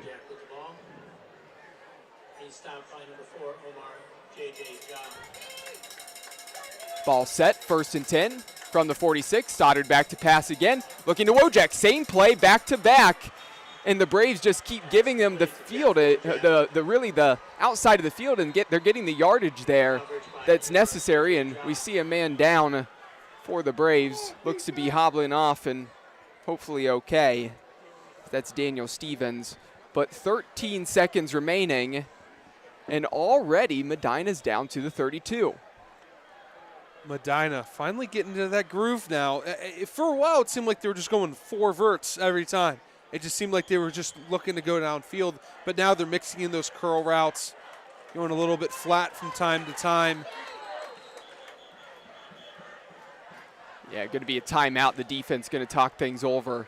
Looks like they might have also had a bit of a late substitution too. So Braves defense want to find a way to stop Medina before going into the locker room. They were holding a big lead just a little bit ago, but if Medina can get back-to-back scores, momentum will be swinging their way regardless of what happens on this drive going into the locker room down.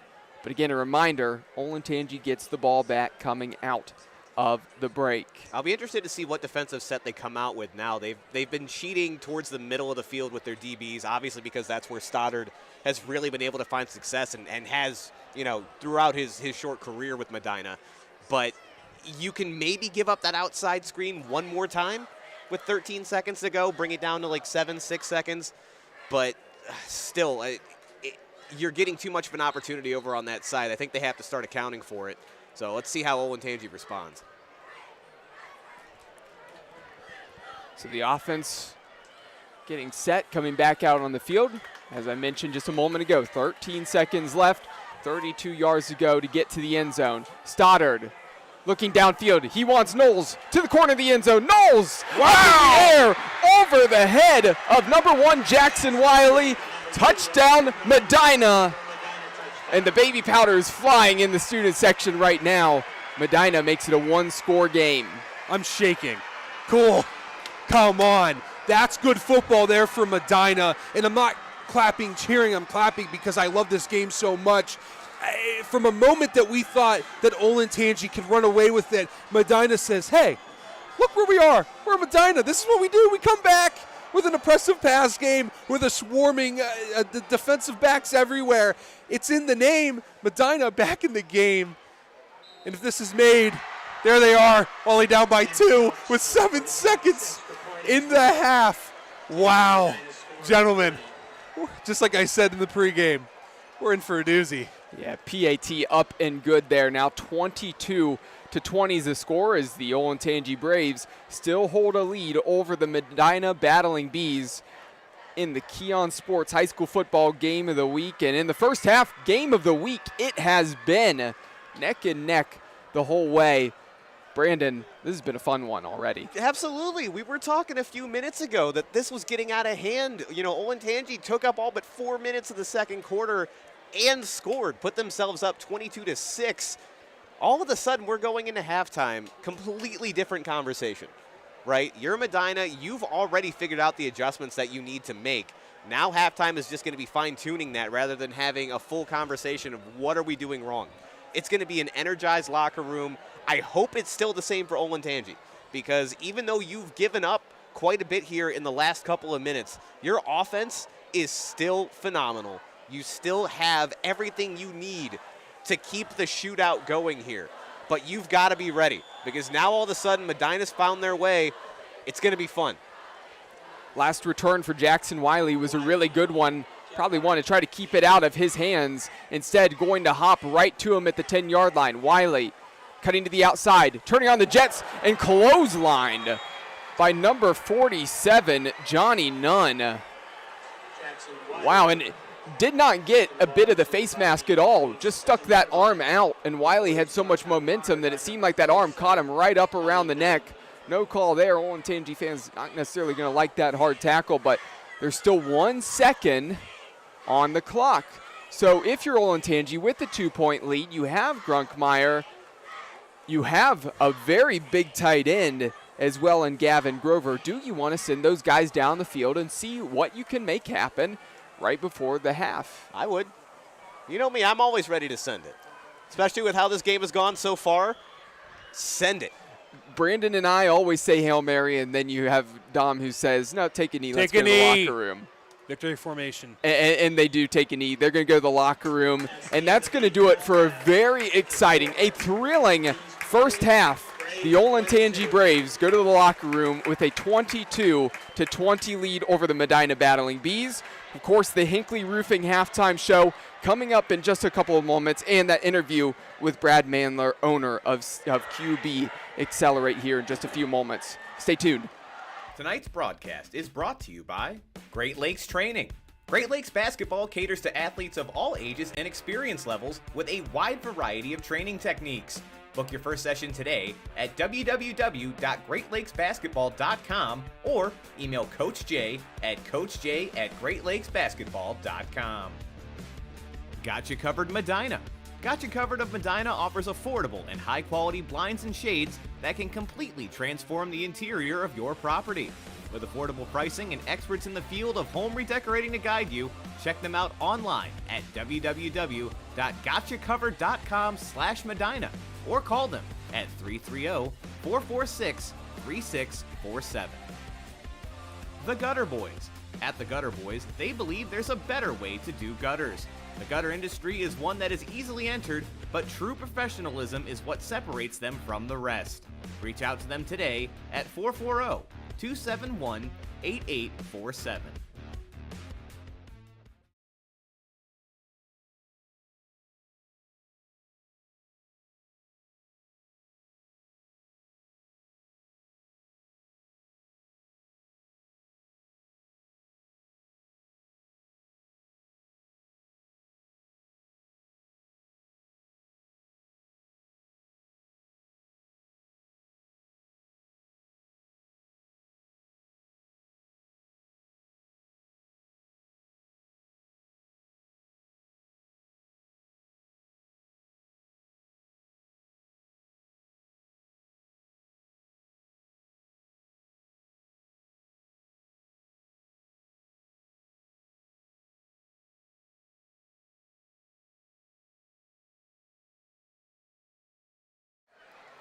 So back here for the Hinckley Roofing halftime show for the Keon Sports High School Football Game of the Week.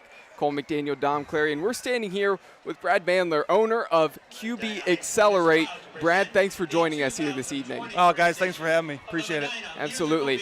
Well, Brad is a guy who's very familiar with the two quarterbacks down on the field tonight. Of course, trains Danny Stoddard as well as Ethan Grunkmeyer. I have to ask, it's been a crazy first half so far. What have you seen from this game? What have you seen from the quarterbacks as well?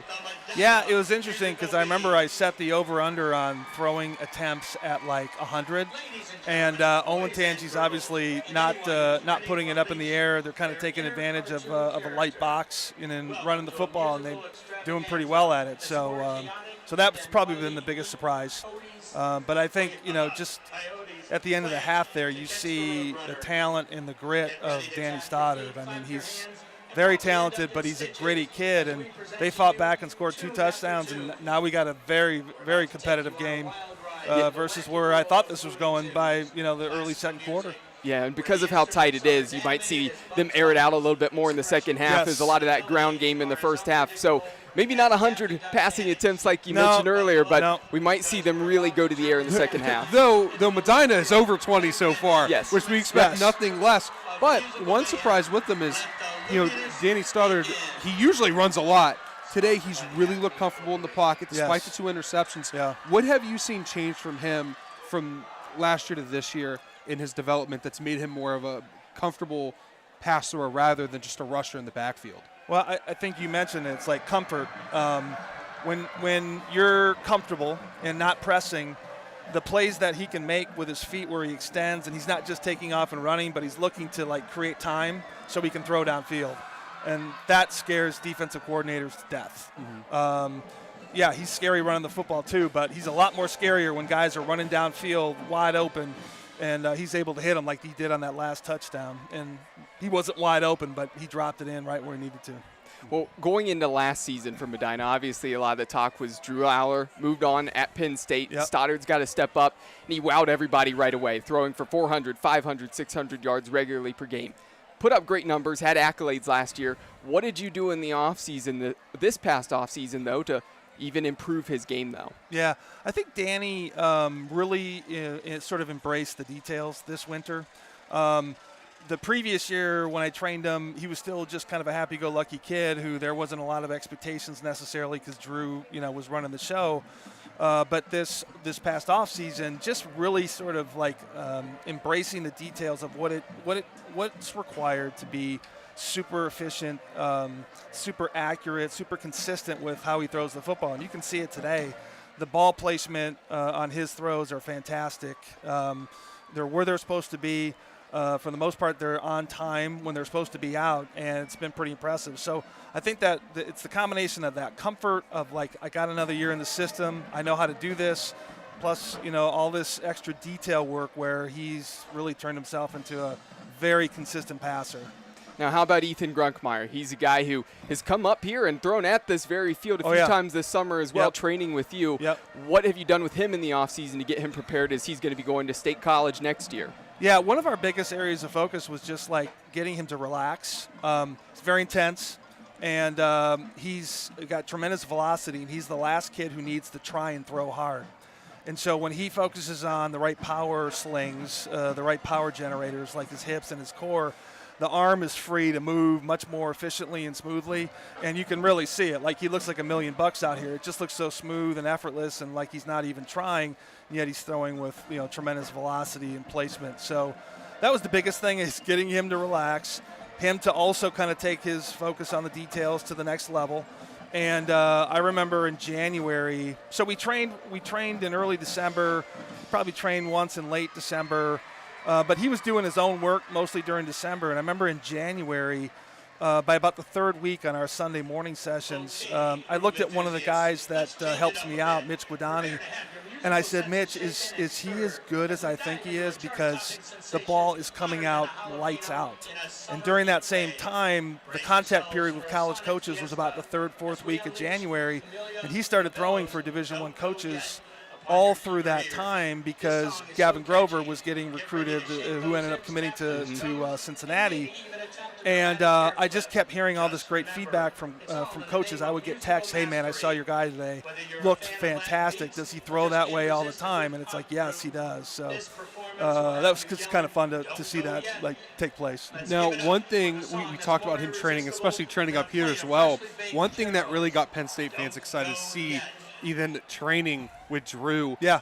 What has Ethan been able to take away from Drew? What's that like with him just being able to be there with someone who is at the school he's going to be at, who's played at that stadium he's going to play at, and who I've seen from your videos has developed a lot, especially with his body movement, kind of with his angle with the ball. So 100%. I was watching videos earlier. So what has he learned from Drew while training with him? I think Drew's got a special mindset about things. He's very serious about being great. Ethan is very serious about being great. But Ethan's seeing it in the context of what a college kid does now to get prepared to excel. And so I think that's probably the biggest thing, is Drew's work habits, the way he thinks about things, the way he even trains during a workout. There's a lot of intensity. There's a lot of thoughtfulness around that throw, that ball placement isn't where I should have it. I need to get it a little tighter, or maybe put a little bit more air under that, those kinds of things. So the focus is on, let's be the best version of ourselves, and let's keep working towards that. And Drew, that just comes out of Drew. And Ethan's wired that way, and just those two together, it's kind of fun to watch. So we talked about Stoddard. We talked about Grunkmeyer, obviously, here at Medina. Aller was the predecessor to Stoddard here. Of course, predecessor now to Grunkmeyer at Penn State. Aller now has the reins at Penn State. How ready is Drew to be the starter for the Nittany Lions? I mean, physically, he looks great. He looks fantastic. Throwing the football wise, I was there 2 weeks ago, and he was lights out throwing the football. I think the area where he's potentially special is, again, the way he approaches the game in terms of preparation and his natural processing abilities. Like, he can see things and anticipate at a really high level. Part of that's because he played basketball a lot and has just got this kind of spatial intelligence thing down. But I'm honestly, on the mental side of the game, he's really locked in. He's ready to do what he needs to do to move the chains, and he's got a running game to rely on. They got a great offensive line, a great set of backs. They got a great defense. Had a chance to watch them when I was at that practice as well, and they were super physical, and they just got nothing but dudes. They look like Ohio State. They're front seven. So yeah, it was really, really, really impressive, and Drew's ready to go, man. He really is. And Brad, it's been a pleasure to have you here at halftime. And if anybody wants to reach out to you about any training or business inquiries, again, I believe your email there is qbaccelerate@gmail.com, correct? Yep. Or they can reach out on either Twitter or Instagram. Perfect. Yep. For myself, Cole McDaniel, Dom Clary, we're going to step aside. We'll be back for the second half here shortly. And also, again, want to thank Brad Mandler for joining us here.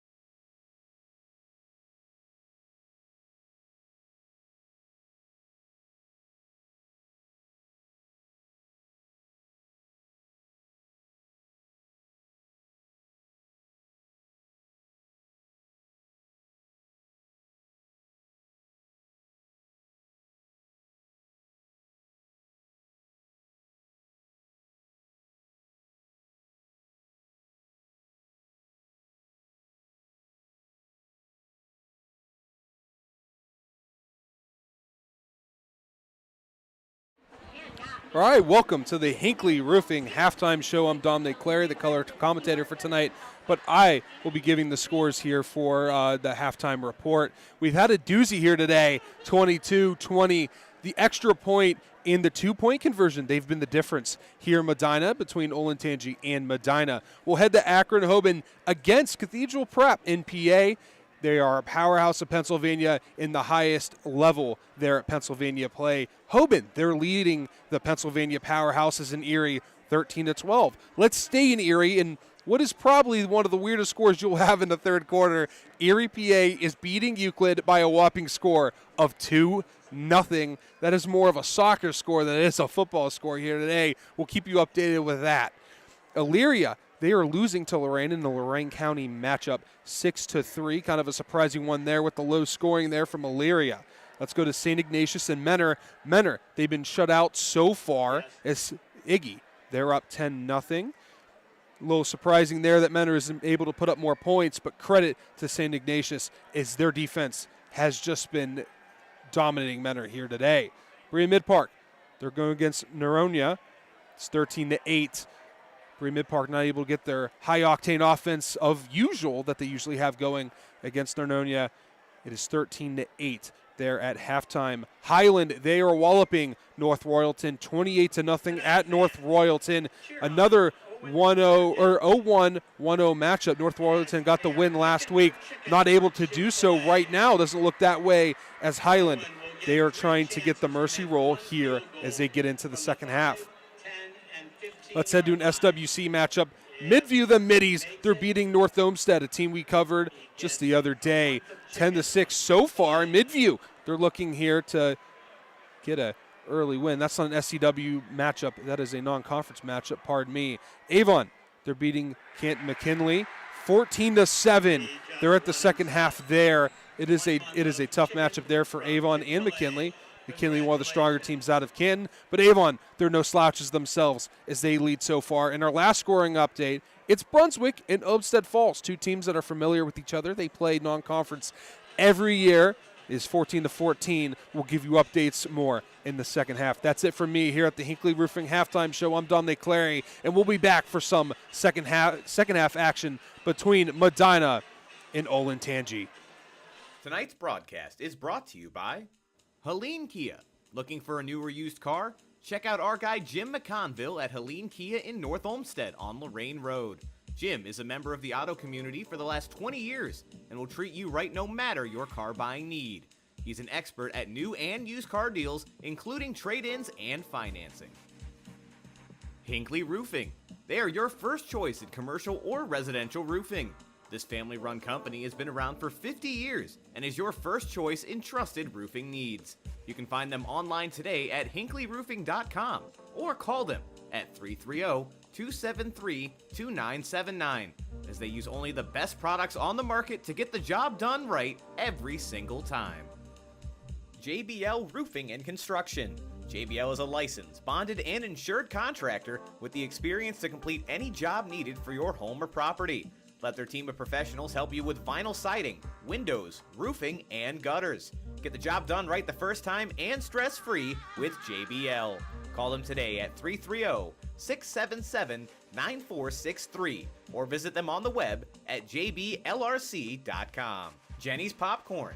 You can find their flavors anywhere popcorn is sold, including Giant Eagle and Mark's. Visit them online at jennyspopcorn.com or in person at 38727 Taylor Parkway in North Ridgeville, Ohio. They have everything from butter, cheese, caramel, and everything in between at this popcorn paradise. Kelly McLean Achievement Center, the premier resource for high school athletes who wish to continue to play in college. They provide a one-on-one consultative approach to help students determine their needs and goals. Visit them online at kellymac.com. Laura Bosworth. Buying and selling a home can be stressful. You need a kind, caring realtor who puts her clients first. Consult with full-time area expert Laura Sirigliano Bosworth with Century 21 Homestar and the 21 Mike team. Call or text 440-552-1904 or email Laura at laura@21mike.com. Makeaway Dumpster. At Makeaway, customers get discounts on days and prices. They offer 24-hour delivery in most cases, along with 10, 15, 20, and 25 cubic yard containers. With Makeaway, there are no hidden charges for drop-off, pickup, or wait. Find them at makeawaydumpsterrental.com. Mangiabella Italian Goods. If you love Italian food like we do, then you need to swing over to Mangiabella Italian Goods at 22560 Lorraine Road in Fairview. This family-run business knows that a happy belly is a full belly. From vintage homemade pasta to meatball subs the size of your head, you will be in a food lover's paradise. You've tried the rest, now have the best. MDG Flooring. If you're in need of quality flooring for your home or office, look no further than MDG Flooring America in Medina. There is nothing that Steve and his talented staff cannot handle.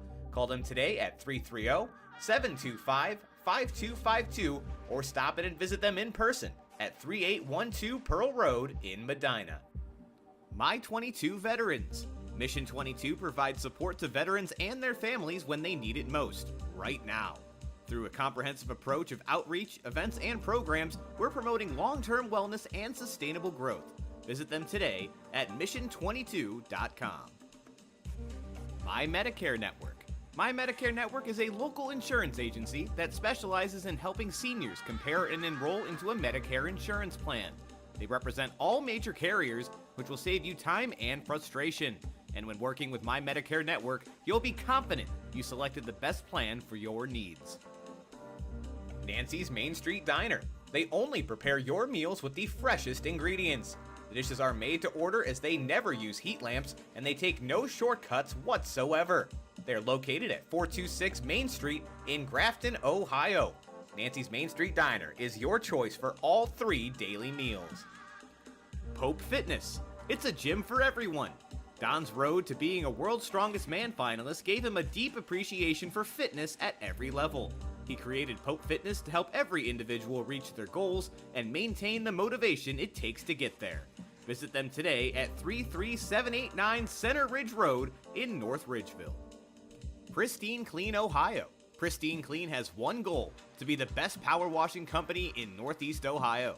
The commitment began in 2008 when owner Ken Wilson founded the company, which has since grown into one of the largest locally owned and operated power washing companies in the nation. Give them a call at 440-209-3780.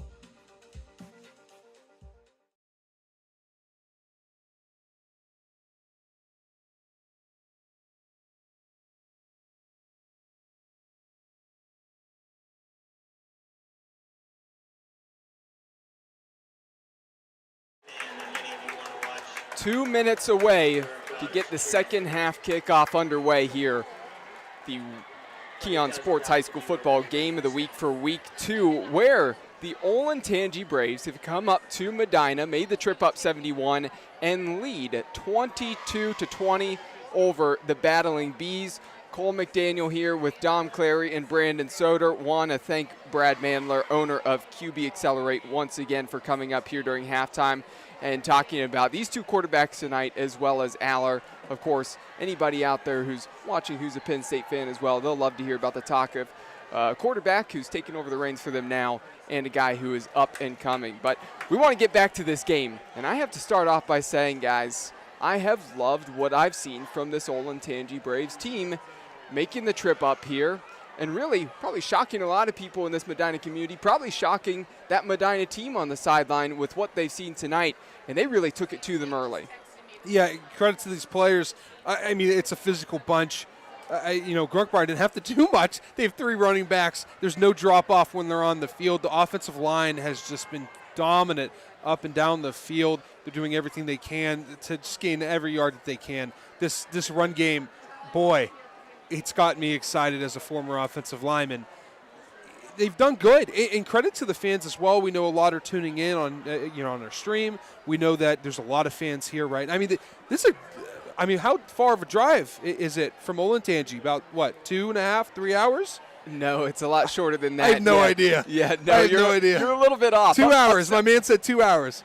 Yeah, it is. It's closer to 2 hours there. I wasn't that far off. Yeah, maybe from the school it's 2 hours. Again, once you hit that north side of Columbus, it's about an hour and a half from the stadium here in Medina.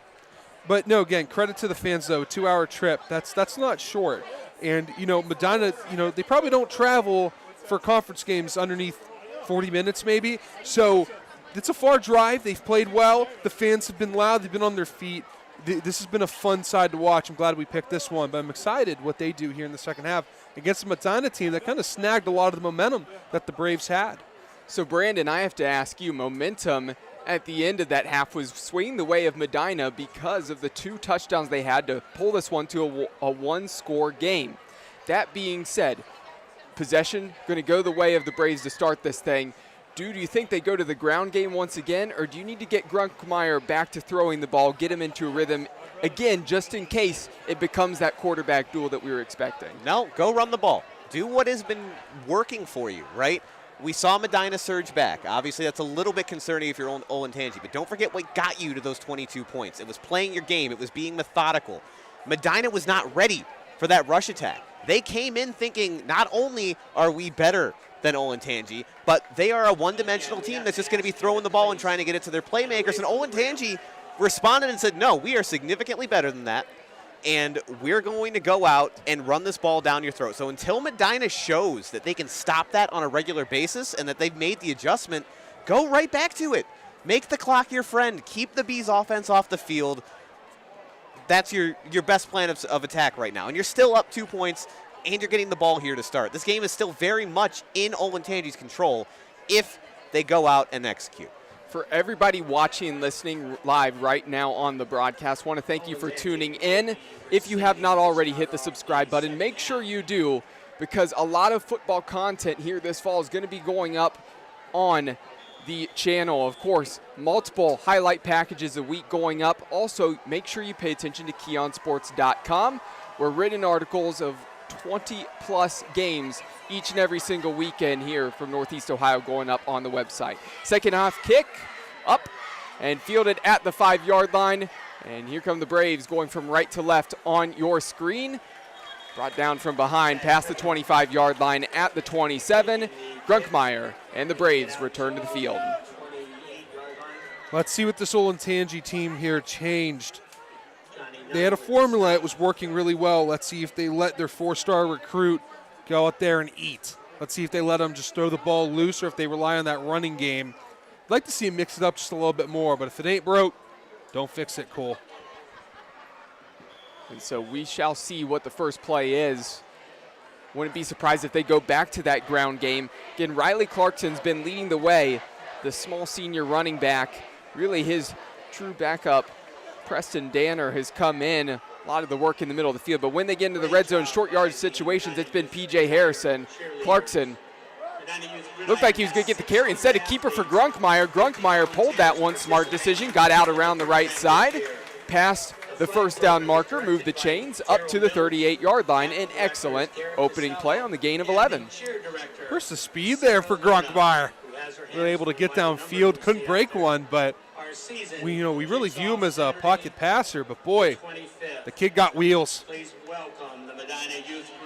Taking his time here, taking a look over to the sideline, awaiting that call coming in and letting that clock draining down a little bit.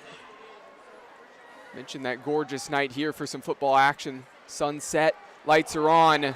There's a handoff and a slip there for Riley Clarkson, and loss of about 2 yards there on the carry. Olivia, my granddaughter, I won't embarrass you.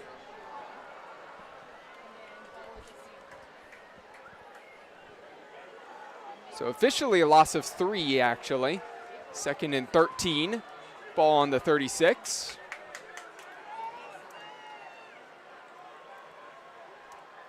Yeah, that was a read there. Held on too long, gave it up late.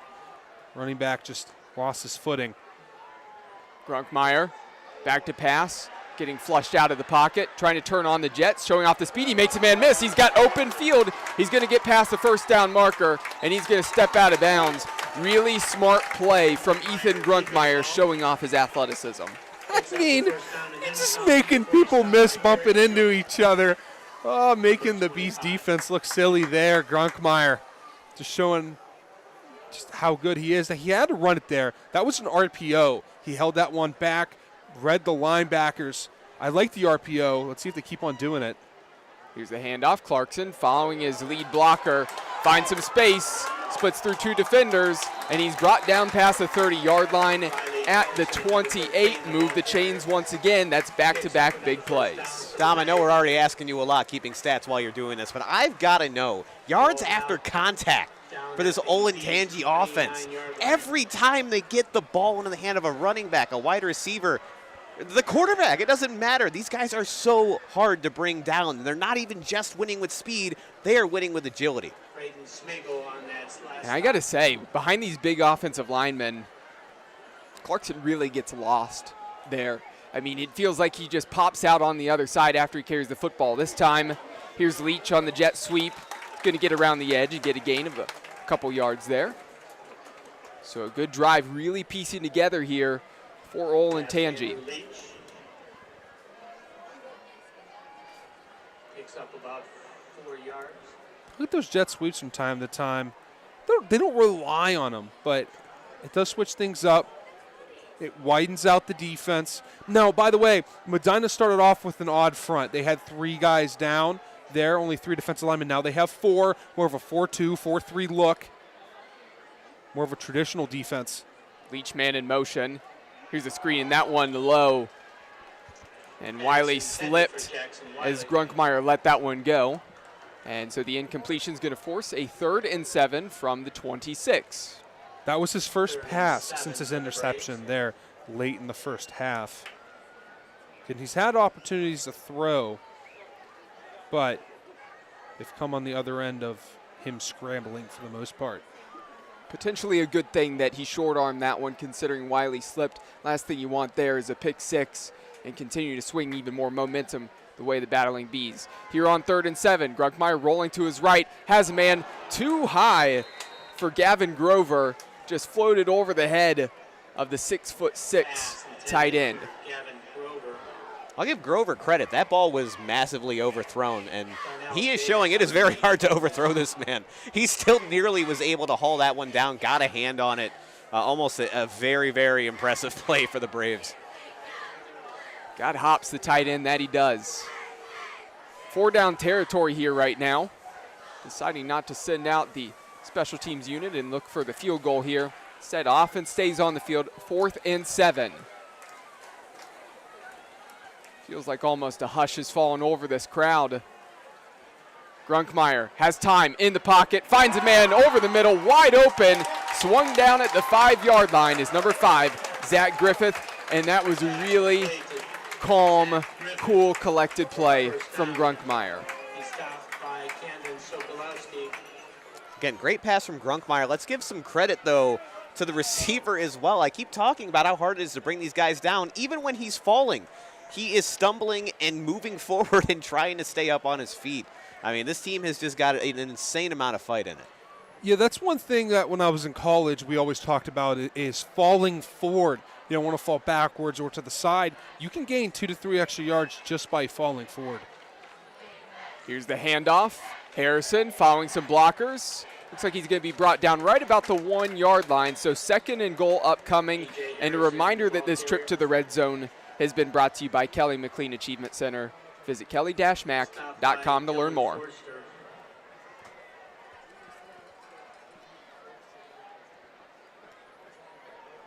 So those big bodies up front in these short yardage situations have really been moving that pile. Medina hasn't had much of an answer.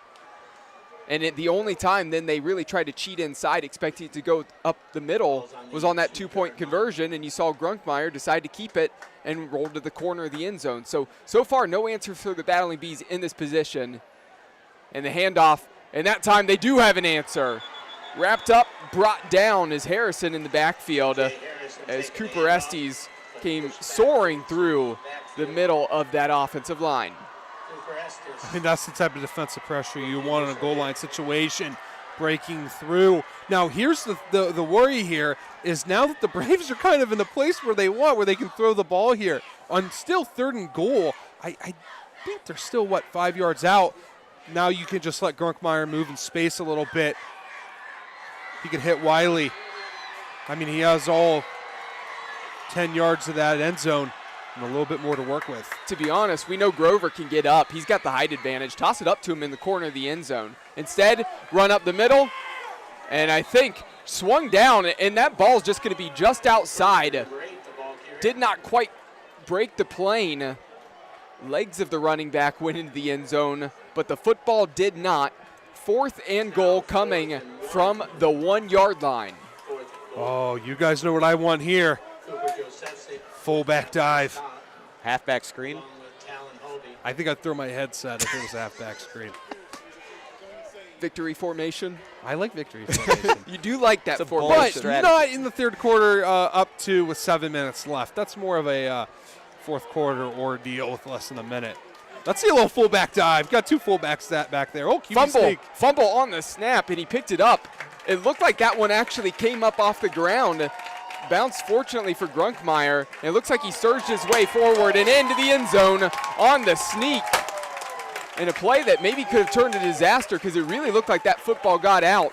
Grunkmeyer makes something happen, and the Braves increase their lead. And that's exactly what you needed to do if you were Olentangy, right? You felt the momentum starting to shift back towards Medina. They come right out. They don't change up much. They continue to pound the ball, and they realize this is not an adjustment problem. Medina just does not have the answer to slow down this offense. So good on Olentangy to come back out and continue establishing themselves. You know, they've proven they're not going anywhere. Medina now, all the pressure is back on the Battling Bees. You found some momentum in your offense. Now the offense has again been off the field for a while. Stoddard has to lead his guys out there and show them this is not over. It's a 2-score game, but we've got the ability to put up points and put them up in a hurry. So Medina, they need to score on this possession. I firmly believe that, but you know, they can do it. They can definitely do it. But a lot of pressure on Medina now that Olentangy has answered. Reminder that PAT there for Matthew Tobias that was up and good is a very important PAT because it pushes the score once again to 29-20, so a 9-point advantage. It's now a 2-score game. Again, you miss that PAT, it's a 1-score game, gives Medina even more life, but it's going to take 2 scores for Medina to find a way to get the lead here. That's big. Just under 7 minutes remaining in the third quarter. Medina's about to get their opening drive of the second half. A return for Wojak, finding some space up the middle, and he's brought down before he gets to the 30-yard line. And here comes Stoddard and the Battling Bees again. No, Brandon was absolutely right. They need the score here. I hate saying that in the third quarter with plenty of time left, but that's the situation that we're in here. You know, Olentangy, it's at a point where you might stop them once or twice more here in this game. That's how good this offense is. So you need to keep up with them and hope that they make a mistake and can't have any of your own. They also have to go for 2 here eventually. The extra points won't do it after they had the failed 2-point conversion. Now they have to get one back if they want any chance of tying or getting the lead. Receiver in motion. Stoddard back to pass in the gun. Getting flushed out from behind, trying to make a man miss. He does. He's going to get out of bounds just enough to get back to the original line of scrimmage. Maybe got another yard on top of that, but really nice pressure there from the defense coming around the edge. Obviously not how you wanted that play to go, but good move for Stoddard, living to see another day. Made a nice little move to give himself a little bit of separation running towards that sideline. I mean, 2nd and 10, but it could have been significantly worse. Packed house here at Ken Duke Stadium. 4 receivers to the far side of the field. Stoddard rolling to his left. Wants to throw this one underneath. Completion and out of bounds. Up right around the 35-yard line for Jack Wojak. Going to set up a 3rd and very manageable. Yeah, that's what you want there after not getting any yards really there on that first down. Just gain a little bit. This offense can more than get 4 or 5 yards here. They're built there for the medium range. All they need is a curl route, a comeback route as well. You got 3 wide receivers on the bottom of your screen, 2 in the top while 1's in motion. Pressure being shown up the middle. Blitz potentially coming here, but Stoddard's able to bounce to the outside. Looks like he got nearly enough yards to get there. He's going to be right at the marker. We're going to see if they spot this back a little bit. The official taking a walk back, and he's going to put this at the 37-yard line. So it's 4th down. 4th and 1, and the Battling Bees offense, to no surprise, out on the field again. The Braves could make a huge stand. Watch for that quarterback draw up the middle. You got to get this if you're Medina. Olentangy can make a statement here by getting a stop and being a positive fielding position. Stoddard back to pass, pressure in his face. He's going to float this one. He's got Knowles, short arms it. Knowles comes back to the football, and that is incomplete. Big stop for the Braves, and part of that on the short throw was Stoddard really couldn't step into it because of the pressure in his face. Good defensive call for the Braves. Excellent stop. Credit to Knowles to come back to get to that football and just wasn't able to hold on as he kind of slipped as well. I mean, he's had one incredible catch after another, but let's give credit where it's due. That's to this defense, especially this defensive front. I know the secondary really was challenged there, but the defensive front really threw some movement at them. It made the guard kind of back up a little bit. It kind of made him into the tackle, and then the tackle into the guard because of the stunt that they threw at him. I haven't seen much coverage like that unless it's college, but credit to the Braves there for mixing it up. Handoff up the middle. Plenty of room. That was a gaping hole there. And an excellent carry for, I believe that was number 8, Cole Kirshner. Cole Kirshner, the ball carrier. So we've seen Kirshner get some carries. He had a touchdown earlier in this one. Really a fourth guy you can add to that running back room as well. 2 receivers to the near side of the field. Linebacker up the middle. Showing like there was possibly going to be a blitz coming up the middle. Grunkmeyer talking to his offensive line. Sorting out protection. 5.5 minutes left to go in the third quarter. 2nd and 2 from the 29. Here's the snap, the handoff. Not much room to run as the safety, Cooper Josefczyk, coming forward and making that hit in the backfield. 3rd and short, upcoming.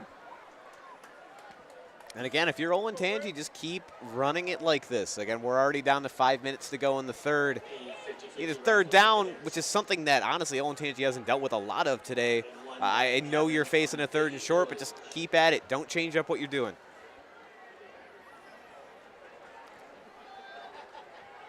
So right now, just still draining some clock. Time of possession has been huge for Olentangy tonight. Here's the run up the middle. No room to run. 4th down upcoming, but have to assume this was 4-down territory for the offense there, as it's now going to be 4th and short from the 29. Yeah, I don't think there's not too many kickers at this level that are making 40-plus yarders here, so assume that they're going to run some type of QB option or RPO here. Medina right now, they have a pass rush. They have 2-3 techniques. That means there's no nose guard. It doesn't seem to be a shade in there. Looks like they're going all in here for the pass rush. Grunkmeyer back to pass. Here comes that pressure. Just an easy pitch and catch there from Grunkmeyer to Grover. Finding the big tight end beyond the sticks. Move the chains. Drive continues for the Braves. You know, and maybe to a younger quarterback or one with a little less experience, that's a throw that you're going to hesitate on a little bit because you do see the 2 defensive backs kind of shadowing the tight end, but he knows his guy is big enough. He's got the sure hands. He's going to come back and make that catch. Great play by Grunkmeyer. Even better play by the tight end. 3.5 minutes now remaining in the third quarter. 29-20 on the scoreboard. Braves continuing their drive. Getting closer and closer, knocking on the door. Here's a handoff. A little bit of room to run. Slipping out of one tackle and getting an extra yard after the initial contact there for Riley Clarkson. And up past, right at the 20-yard line, actually. And a reminder that this trip to the red zone has been brought to you by Kelly McLean Achievement Center. Visit kelly-mac.com. As we have an injury timeout as well, also want to remind everybody that all kicks, sacks, and turnovers in this game have been brought to you by Hinckley Roofing. Check them out online at hinkleyroofing.com. So if you're that defensive Medina, obviously you're having a tough time getting off the field right now. Tom, is there really anything you can do? Because it feels like if you key in on the run, Grunkmeyer's going to just start picking you apart. Is there much that they can change schematically against Grunkmeyer in this offense right now? No, I right now it's stop the run on 1st and 2nd down. That seems what Olentangy seems to do. So really try to keep them running. You have their 4-down linemen. You have about 7 people in the box. You want them to run. You just need to get more pressure there. Your linebackers need to be more downfield. You got to stop them there, and you need a 3rd and long. That's what you need from Grunkmeyer and incompletion. They're going to go for it on fourth, and that's really when you have to lock in. It's easier said than done. You know, with the play calling, Olentangy's doing nothing that new or that we haven't seen before.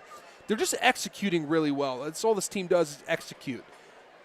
Right now, if you're Medina, you need to figure out a way to counter that. They're holding on strong. They're not breaking. That's the good thing. But right now, they're not getting too many stops unless it's that one interception. They've only got one stop on defense all day. They need one here. Brutally, do they need one? As, you know, the injured player is walking off. Yeah, clapping for him. That's good news for that young man there. Yeah, definitely hobbling. Good to see he's up and walking off under his own power. And defense for Medina coming back onto the field, and here comes the offense for Olentangy. So after the brief pause in action, we have a 2nd and 6 upcoming from the 20-yard line. The 3 minutes remaining in the third quarter. Olentangy continuing that drive, and now in the backfield to the right of Grunkmeyer is Preston Danner, guy who's gotten plenty of carries tonight. It's going to be a handoff to Danner. He finds a hole, splits through that hole and gets past the first down marker, and he's going to be brought down at the 11-yard line. So going to be 1st and 10. Need to get to the 1-yard line for the first down here.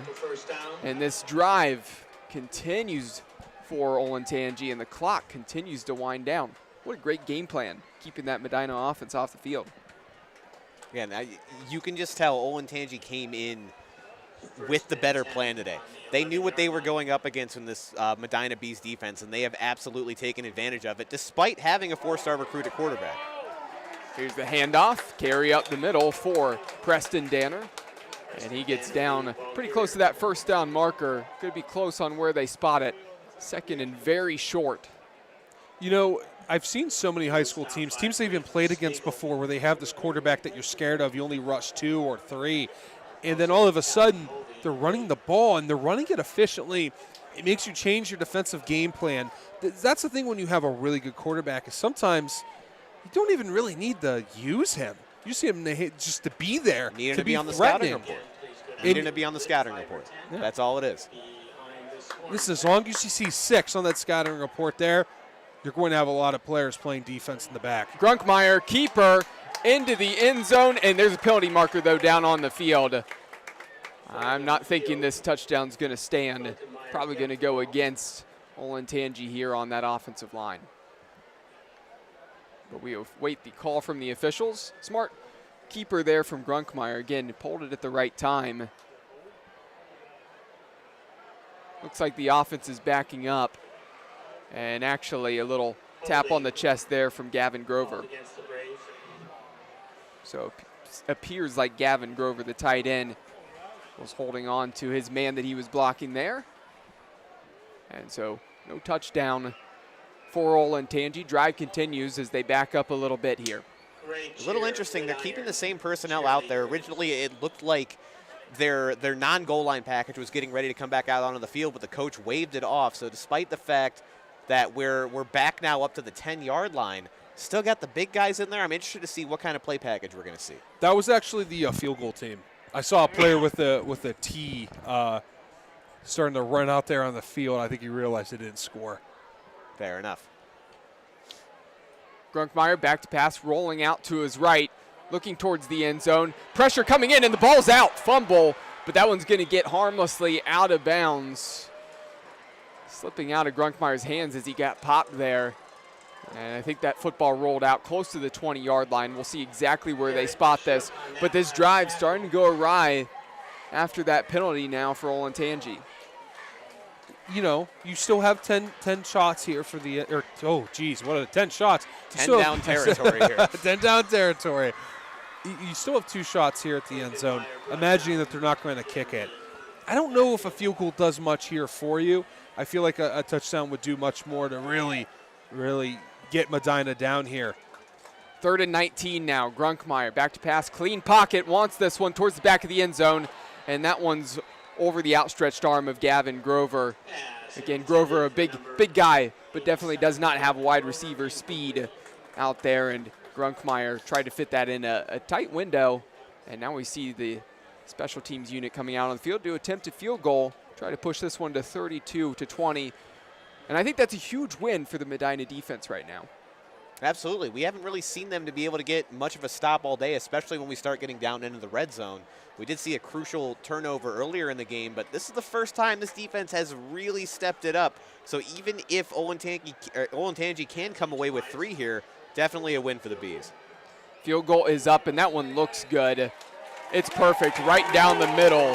3 points for Matthew Tobias, and it's now 32-20. So still just a 2-score ball game, but the Braves extend their lead up 12. Obviously, if you're Medina, you would have much rather scored on that first drive coming out. That's what I think you really needed to keep this competitive and to keep the momentum going for you. But, you know, you still take that. 3 points from this Olentangy offense right now is a definite victory. If you're Olentangy, you know, I wouldn't really panic here. Grunkemeyer was in a position that we haven't seen him in a lot, where he was facing a lot of pressure trying to roll out, didn't make the best decision on that fumble when it rolled back. So had it not been for that one play and the crucial penalty there, they could have easily put up 6. So it's not like your offense fell apart by any means, just a couple of crucial mistakes you got to clean up on. But again, still giving Medina that little bit of a window to come back. All it takes is one play. All it takes is one mistake.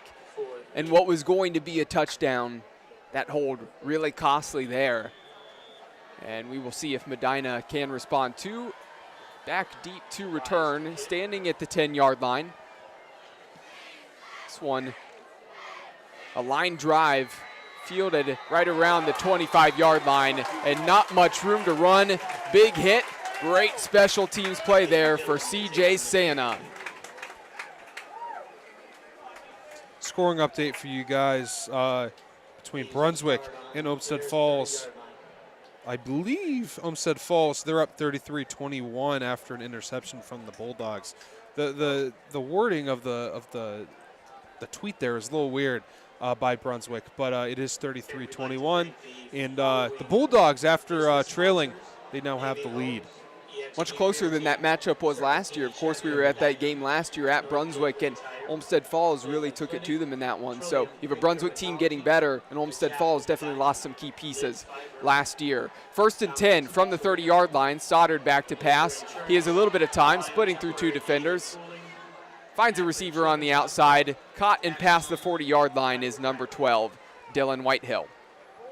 Yeah, credit to Stoddard for extending that play, but he's not seeing his guys downfield right there. Good job by Olentangy, you know, sending enough guys back to really make him panic and make him have to move around, but still, Stoddard able to make something happen out of that.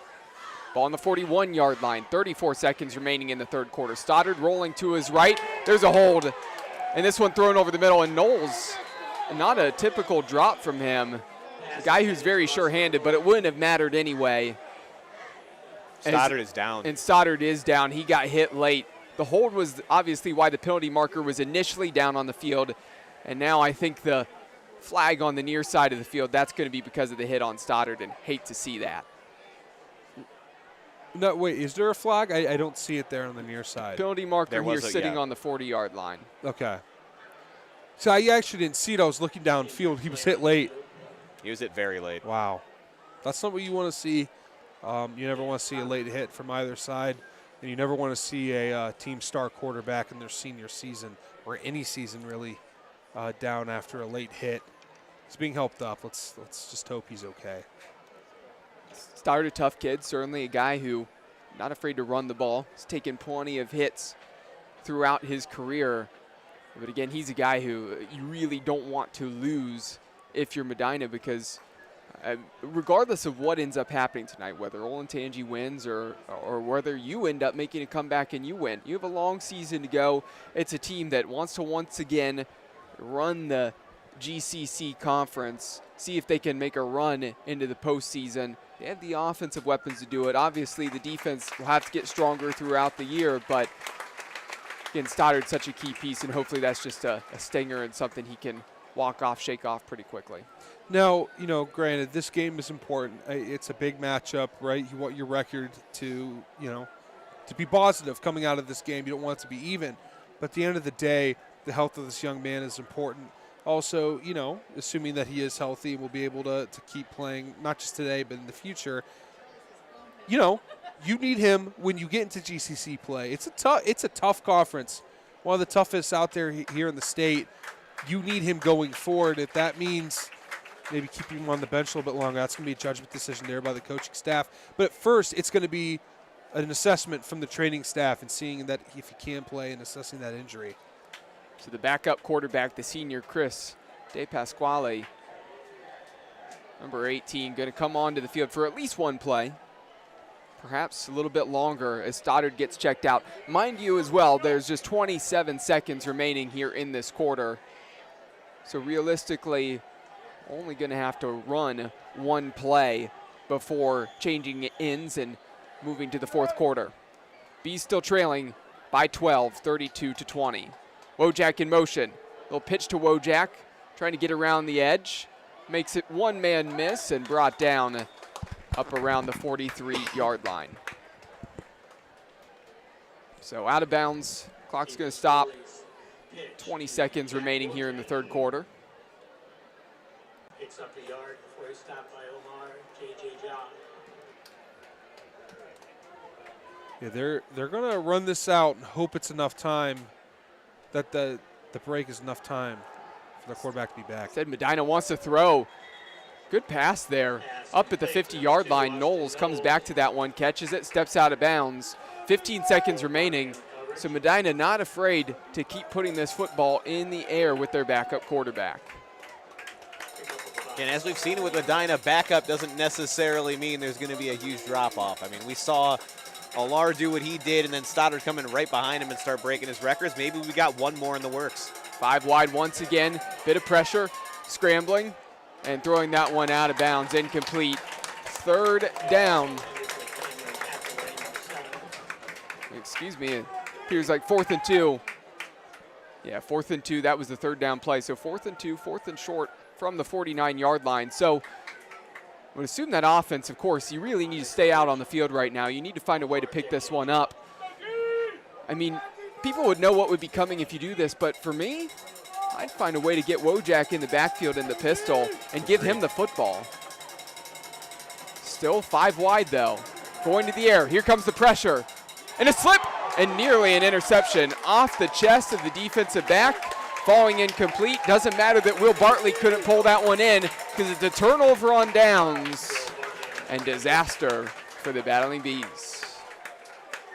Again, you obviously hope Stoddard's okay. That's the number one priority, but man, could not have been worse timing for the Bees. Trying to get your feet back underneath you. You lose your leader for that. Credit to De Pasquale to go out there and still complete a pass and do what he needed to do, but man, that's tough for Medina there. Tough break. I know you don't want to change what you do, but Dom, I don't love the play call there on 4th and 2 when you have your backup quarterback in. Yeah, I mean, they were going to throw pressure at you. It's their offense. They live and die by it. I don't blame them for continuing that. You plug and play. You just have to hope that the guy that's in there, there's no drop-off. Here's the jet sweep. If he can get one more block, can get around the edge. That's Jackson Wiley. He gets it. Gets past the 30-yard line and shoved out of bounds. Huge first play after the stop for the defense. And that is going to do it for the third quarter. On the road, the Olentangy Braves lead the Medina Battling Bees 32-20. It's been a good one tonight here on the Keon Sports YouTube channel. Don't go anywhere. We'll be back after these short breaks for the start of the fourth quarter. Tonight's broadcast is brought to you by Pulp North Olmsted. From wraps to bowls to smoothies and everything in between, this is the perfect healthy option for the person on the go. Stop in and taste for yourself at 27650 Lorraine Road in North Olmsted. Riley's Irish Bakery, the absolute best bakery and comfort food selection you will find on the west side of town. Located in the heart of Fairview, this incredible family-run business is your first, last, and only stop for the best eats. At Riley's Irish Bakery, they use the freshest ingredients to create classic Irish baked goods and savories. They are located at 22570 Lorraine Road in Fairview.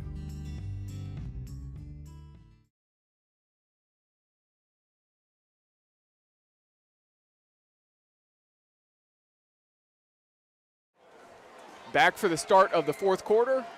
The Keon Sports High School Football Game of the Week, where the Olentangy Braves lead 32-20. Cole McDaniel, Dom Clary, and Brandon Soder here. And right now, Olentangy, after getting that stop on 4th and 2, they're trying to march down the field once again and really extend this lead to where it might be untouchable for Medina. Grunkmeyer floating this one to the end zone, and this one out of the hands of a wide open Andrew Leach, and he's going to want that one back. That should have been a touchdown. That would have broken the game open right there, Cole. That would have, I don't want to say that would have been it, but it would have looked like it for sure. Again, they can still score here. The way this offense has looked, all sides point that they have the opportunity to do so, get in the end zone. But that's a big break there. If you're the Bees, you got to capitalize. You cannot give up a touchdown. 2nd and 10 now. Leach and Wiley set to the near side of the field. By himself on the far side is Zach Griffith. And we have a timeout. And Olentangy going to talk this thing over for their offense. Make sure they have something drawn up where they can get this drive going their way and put some impactful points up on the board. Really, you can't come empty-handed here on this drive if you want to put away Medina. Of course, hope that Stoddard's okay.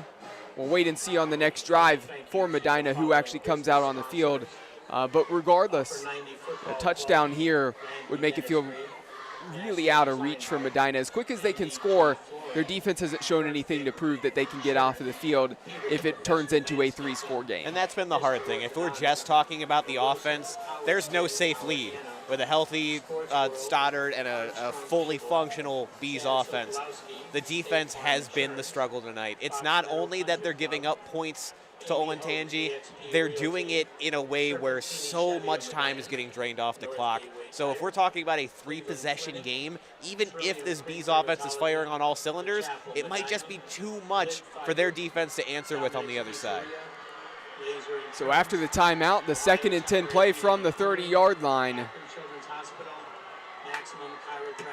Leach in motion. Here's the pitch to him.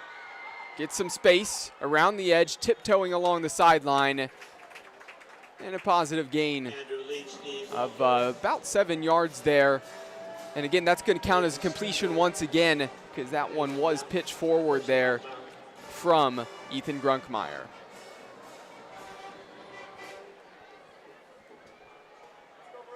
That's an old way there to get your completions up and your yardage up. Low shuffle pass or just a little toss forward won't hurt. Definitely helps the stat sheet. Back to pass, Grunkmeyer. Flushed out to his left. Again, trying to step back, and he's going to take the sack. And unfortunately, it looks like one of his offensive linemen's down hurt as well. Right around the 30-yard line. Appears like that's number 50, Reese Larison. And hate to see that. Again, a couple injuries for these teams in the second half, and that's the last thing you want to see. You know, there hasn't been much negative to say about Grunkmeyer, and really this is a small kind of critique. The only places I've really seen him struggle tonight is when he gets flushed out towards the sideline. It seems like he panics a little bit. He doesn't always make the smart play and either try to get down or just take whatever yardage he can. He's still trying to make the play happen, and he gets jittery over on the sideline. We saw the fumble happen once. We saw the sack there in that situation. So if you can flush him out to either of the sidelines, you might be able to get a little bit of success if you're this Medina Bees defense, but, you know, maybe too little too late at this point. Otherwise, this kid's been phenomenal today. And that's one of those things in high school football. Sometimes when you're such a great athlete, you think you can stay in bounds, make a couple guys miss, and make a huge play. He's got the college level coming his way next year. He's going to learn pretty quick that that's one, as a quarterback, you just need to step out of bounds and protect yourself. You know, and everyone has a welcome to college football moment. I had mine. I had a few. But you realize soon on that first week of camp that these guys hit a little bit harder and they're a little bit quicker and they're a little bit smarter than they were before. 3 receivers to the near side of the field. 4th and 8. Grunkmeyer airing this one out, looking to the end zone. He's got a man wide open. That's Wiley. Touchdown, Olentangy, blowing this one wide open on the scoreboard. 3-score advantage now for Olentangy. And again, there's a lot of time still on the clock, 11 and a half minutes, but it's going to take a miracle here for Medina. He's also going to miss that throw twice, right? Put it right on the money. Excellent throw there by Grunkmeyer. And like you said, that's the nail, right? You're a 3-possession game. You do still have most of a quarter to go. We've seen it happen. But, man, we haven't seen enough from this Bees defense for me to really give them a shot here. Hopefully we see Stoddard come back out and then try to put some points up on the board. But this Braves offense has been nothing short of incredible today. False start on the ensuing PAT, so it's going to back up special teams unit. I don't think that's probably going to be too much of an issue for Matthew Tobias, who's really been perfect on the night. We'll see if that can continue here. Of course, last thing I want to do is commentator curse for him, but back the PAT up a little bit here. And an opportunity to make this one 39-20. Kick is up, and that splits the upright. That's perfect once again. So a 19-point lead now for the visitors. And I think now here in the fourth quarter, what was a packed house here in Medina, always a great place to come and call a game. We always love when we come here. Such a football community. Again, they're probably a little bit shocked here what they've been seeing tonight and what's been happening for their team here early in the season. And we're starting to see those bleachers clear out a little bit at the beginning of the fourth quarter. Obviously, there's a little bit to say about Medina. The defense is concerning. They haven't really shown that they've got much to really be able to stop the run.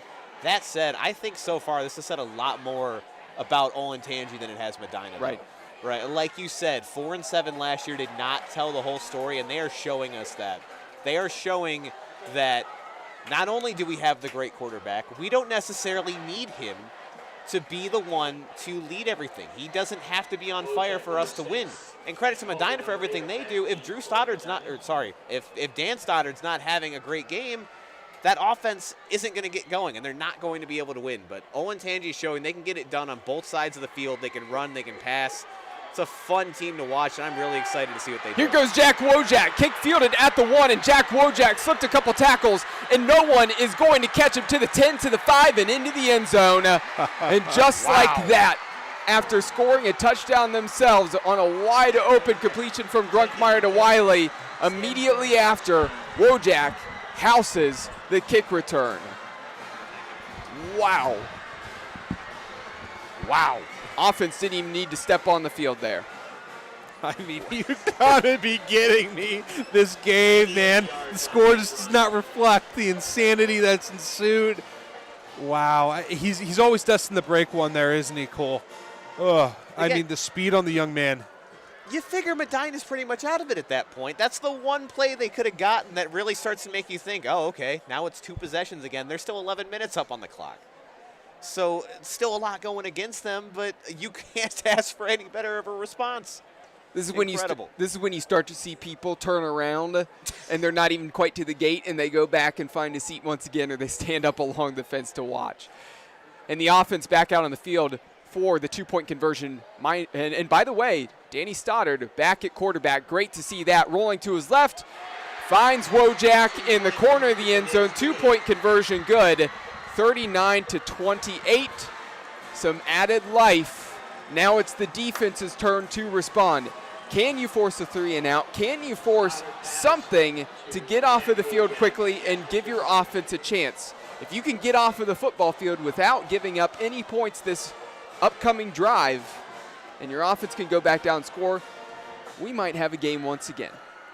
Now, I was updating Twitter with Olentangy's score where I didn't even see who even took the kickoff back. Wojak. Was it Wojak? Yes. Again, this offense, you never know if it's Wojak or Knowles, and that's what's dynamic about it, right? But Olentangy can be 27 different people. It can be some people that aren't even on the field half the time. They go in, they make an impact. But with this Medina offense, they're again, the score does not depict how good that this Medina team is, but that's credit to Olentangy, because right now they're just next level and they're playing like it too. But credit to Medina. They respond. Now the defense needs to step up big time. They cannot allow a 6, 7, 8-minute drive once again. They need to get Olentangy off the field and off the field quick so they can let Stoddard cook. You know when you have those games when you see two teams play and you're like, I wonder what would happen if these teams played 10 times in a row, right? How many would one team win? How many would the other win? That, obviously, we have to see the conclusion of this game, but I just feel like this is such a fun matchup. The attempted onside kick, and that one fielded and covered up. Maybe not the prettiest thing ever, but well done by number 62, Keegan Lyles, as it hopped up on him. And the guy who's listed as a defensive lineman on the roster secures that one, and now good field position for the Braves. Phenomenal reaction, and let's not, that could have been disastrous if it even just went off of his fingertips and went over top of him, because then all of a sudden that's a live ball. But credit to the hands team not knowing they had to be the hands team there, picking that up. And now again, Olentangy is going to have great field position to get this thing started, go right back out, try to milk some more of that clock. You know, that front line there is always told, be ready. Because if they're going to do something tricky, they're going to aim for one of the big guys up front. That's exactly what they did. Credit to the Braves. They were prepared. Man in motion. Here's a handoff. Slips a tackle from behind. So shifty and slippery is Riley Clarkson, and he makes his way past the 45-yard line, taken down at the 44. Picks up about 5 yards before he's stopped by Talon Hovey. And that's all you got to do if you're Olentangy. Keep this on the ground. Do not give the Bees an opportunity for a turnover. 2nd and 5 now. Under 11 minutes remaining in this game. Expect that anytime Olentangy is the football right now, they're going to try to drain as much clock as possible. Under 10 seconds now on the play clock. Clap of the hand from Grunkmeyer. Back to pass. Looking to the far side. Wants to go to his favorite wide receiver in Wiley, and going 1v1 was Camden Sokolowski, and he landed hard, and he's still down after the great coverage there, and the ball falls incomplete. Again, hate to see another person down here. We started to see a little bit more of that in the 3rd and 4th quarter. Have a player down. Yeah, as they tend to him, I just want to say I don't like that. I do not like that if you're Olentangy. Like I said, don't give them an opportunity to get the turnover. And I understand you've hit that pass a couple of times, right? If anything, if you see that wide open, you go for it. Otherwise, you tuck, you run, you get a couple yards, you live to see another day. The last thing you need to do is give Medina any kind of momentum coming back. And I just think it wasn't worth the risk in that specific scenario. I would rather take more time off the clock, maybe not even score, than quickly do that and chance a turnover. Well, the thing is, points are very important, but at the same time on the clock is also very important. The time on the clock is your friend right now. If you can manage to drain clock while getting the points, that's ideal, right? It's tempting to get that quick strike, but that doesn't help you nearly as much as just going to the ground and pound and taking 3-4 minutes off of the clock here with how little time there is left. There's still plenty of time on the clock for Medina to do something, but again, if you drain 4 minutes off and it's now down to 6 minutes, realistically, that's going to be asking a lot for Medina to be able to be quick enough to really get the points up on the board and get their defense off the field, assuming they'd have to be out there again. Now, quick score update for you guys. One of the teams that we cover, Amherst Steel, they had an impressive game last week. They lose to Buckeye 28-13. I'll have more here for you shortly when it comes to these scoring updates here across Northeast Ohio. Still good to see. I know it's a loss tonight, but nice to see Amherst Steel back, at least competitive, staying in some of these games, getting a huge win week 1 for them after not being able to pull one last year. So hopefully we're seeing that that program continue to move in the right direction. Another scoring update, Akron-Hoban. They're beating Cathedral Prep here in the 3rd quarter, 30-12. Wow. That is, and we're not, this is a prep school that's dominated the 6A in Pennsylvania for a while. Even the Pittsburgh schools can't compete with Cathedral Prep, but Akron can.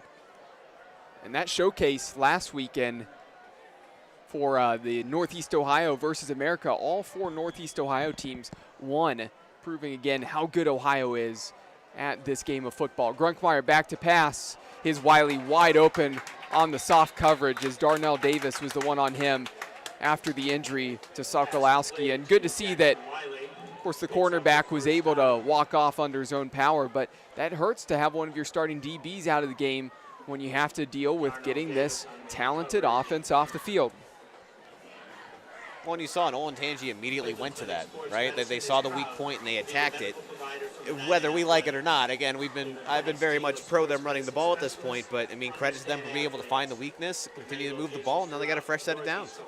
1st and 10 from the 31. Grunkmeyer finds Griffith. Griffith, not much room there, and he's going to be drug out of bounds immediately after he caught that football. They are not afraid to sling the ball around right now. And credit to them, like they're showing, like we mentioned, that they can win any way that they want. Still be careful, but if it's working, keep working. 2 receivers to the near side of the field. 2 off to the far side. Now in the backfield with Grunkmeyer is Kirschner. Running out of the pistol. It looks like he's going to move to his left now and just be really the sidecar to Grunkmeyer. Clap of the hand, back to pass. Here comes the pressure. Grunkmeyer is brought down. A sack there. And dialing up the pressure. And coming in for the sack was Garrett Shook, the junior linebacker. And Grunkmeyer, not much he could do about that one because he couldn't get out of the pocket to throw that one away. Just had to eat the sack. Big loss there. Not much Grunkmeyer can do, but there is something the coaching staff can do, and that's run the damn ball. What are we doing? Right. What are we doing, guys? Right. They want to showcase that shiny quarterback they got back there. Love showcasing a quarterback, but win the game, right? Yeah, winning's a little more fun. Handoff. Enough room to run to get a positive carry there for Cole Kirschner, but certainly not going to be enough to get a first down. So going to be 4th and long, 8.5 minutes remaining. And the offense still staying out on the field right now on 4th down. And we'll see if they think this over and call timeout and just try to maybe do like a little pooch punt here. I'd say you'd want to pin Medina deep. You've had some success, too, starting them off in like deep into their own field. So I'm 100% with you here, but who knows? Team's been aggressive all night. 4th and 13, appearing like they're going to continue to be aggressive. Back to pass. Some time. And right up along the sideline. And that one hauled in. Feet in bounds. Wow. For Jackson Wiley. So that was put on the money by Grunkmeyer. And Medina again with the soft coverage. And that was easy pitch and catch. And it looked like 2 feet down. That would have been good in the NFL as well. You have that soft zone coverage. Really just playing too far deep there. That zone shouldn't have been that deep. It should have been at the markers there. Who cares if you give up a touchdown right now? Focus on that first down marker. Because you get the ball back if they don't get that. Say, worst case, you got to press there. I'm with you, Dom. Movement. I'm fine with the zone. I don't mind the zone. The zone's fine. It keeps people in front of you. But there's nothing to keep in front of you if you're letting him get the sticks 14 yards away, Brandon. Again, credit to Wiley. I mean, he shook the quarterback off and was allowed 5 yards of freedom so he could do what he wanted to do. But it just constantly when we see a wide receiver and a quarterback dominate the way that they have here, and we've seen Medina do this to teams, it looks like the defensive backs at times aren't even playing the same game. Defense got over antsy, jumped off sides, so gave a couple yards there to Medina on 1st and 5. Pio getting pushed. Getting close to the 10-yard line. Will be marked officially at the 11. And that should move the chains, be enough for a first down off the forward progress. And this trip to the red zone, a reminder, has been brought to you by Kelly McLean Achievement Center. Visit kelly-mac.com to learn more. And it looks like they'll just have an opportunity to potentially get another first down here as they're marking that 1st and 10 right on the 1-yard line. Yeah, inches between the sticks there and the pylon on the sideline. Jet sweep, Wiley looking to bounce to the outside. He gets by the defensive back who really did not do a good job of setting the edge. Wiley gets the push. I think he's in. It really looked like he was in from our angle up here. They're going to say that he's marked just short, but it looked like Wiley got some help. And in a push from behind, see that pylon knocked down. Not sure who kicked that over, but It's going to be 2nd and 1 right at the 1 yard line. And I'd expect to see that power formation once again in the game for Olentangy. It's worked before. Might as well keep doing it. But yeah, that play looked like it was going to get blown up right away. But like you said, you don't set that edge. You give them that ability to bounce up to the sideline, almost put it in for 6. Here's the carry up the middle. And splitting through 2 defenders and falling forwards was P.J. Harrison. Touchdown for Olentangy. And now it's 45-28. I have to say, guys, we talked about the record of Olentangy last year and said, don't be fooled by that record. A lot of great players, solid team, tough schedule last year. Obviously, they're still going to have a tough schedule in their conference, the Ohio Capital Conference. But I see a lot of potential for this team to maybe piece things together and make a run in the postseason if everybody stays healthy and they play like they're playing tonight. Oh, absolutely. Absolutely. I don't care how tough your division is. Medina is a perennial playoff team up here. You know, people were talking about them as almost like a dark horse to take down St. Ed's, right? They had that good of an offense and that fun of a team. So for Olentangy to come in here and just put their foot down and have their way offensively, you know, through the air, on the ground, however they need it, it is a statement for them. And as you said, I will not be surprised at all that come playoff time if they're making some noise out here, because this is a complete team. There is not one player they're just relying on super heavily. You know, they're playing great team football. It's a good unit altogether. They're gonna be tough all year. And let's face it, Medina is a very good team, great offense. The defense, we've talked about the last couple years, needs a little bit of work. At times, they can get some turnovers and make some plays happen, but they haven't been consistently good at stopping teams, right? You just talked about St. Ed's and Medina being a power up in this area. The thing is, they're almost more focused with Mentor right now and just trying to win the GCC in that tight battle with Mentor, because both of those schools have been good. St. Ed's has been on a different level. Fun thing about Columbus, and I'll get to this in a second, as that one scooped up and Mojak gets out of bounds. It looks like he was bumped out of bounds, so penalty probably going to go against Olentangy here, but we'll await the call. That being said, Columbus, I feel like there's a lot of teams this year in Division I that I feel like can make a run, right? A lot of teams that I think can be competitive, make some noise, and I'm not necessarily sure who's going to get out of that area, right? Now up here, everybody's still looking up at St. Ed's. St. Ed's is the one everybody's trying to nip at their heels. They are 2-time defending state champs in Division I for a reason as well. As good as this Medina team is, and tonight hasn't been maybe the best showing in some ways for them, again, they're still quite a ways away from what I've seen from Ed's unless something completely changes up there this year. Springfield's obviously a power. There's a bunch of powers, but I'm not going to say this would be a huge jump for Olentangy, but I'm not going to say that they don't have the skill, the ability to at least get up there and flirt with facing off with some of those powers in Division I. Absolutely. Absolutely. And again, you're a well-coached team. You're a strong unit. You don't have any glaring weaknesses right now. They've got everything they need to do to at least make a run at it.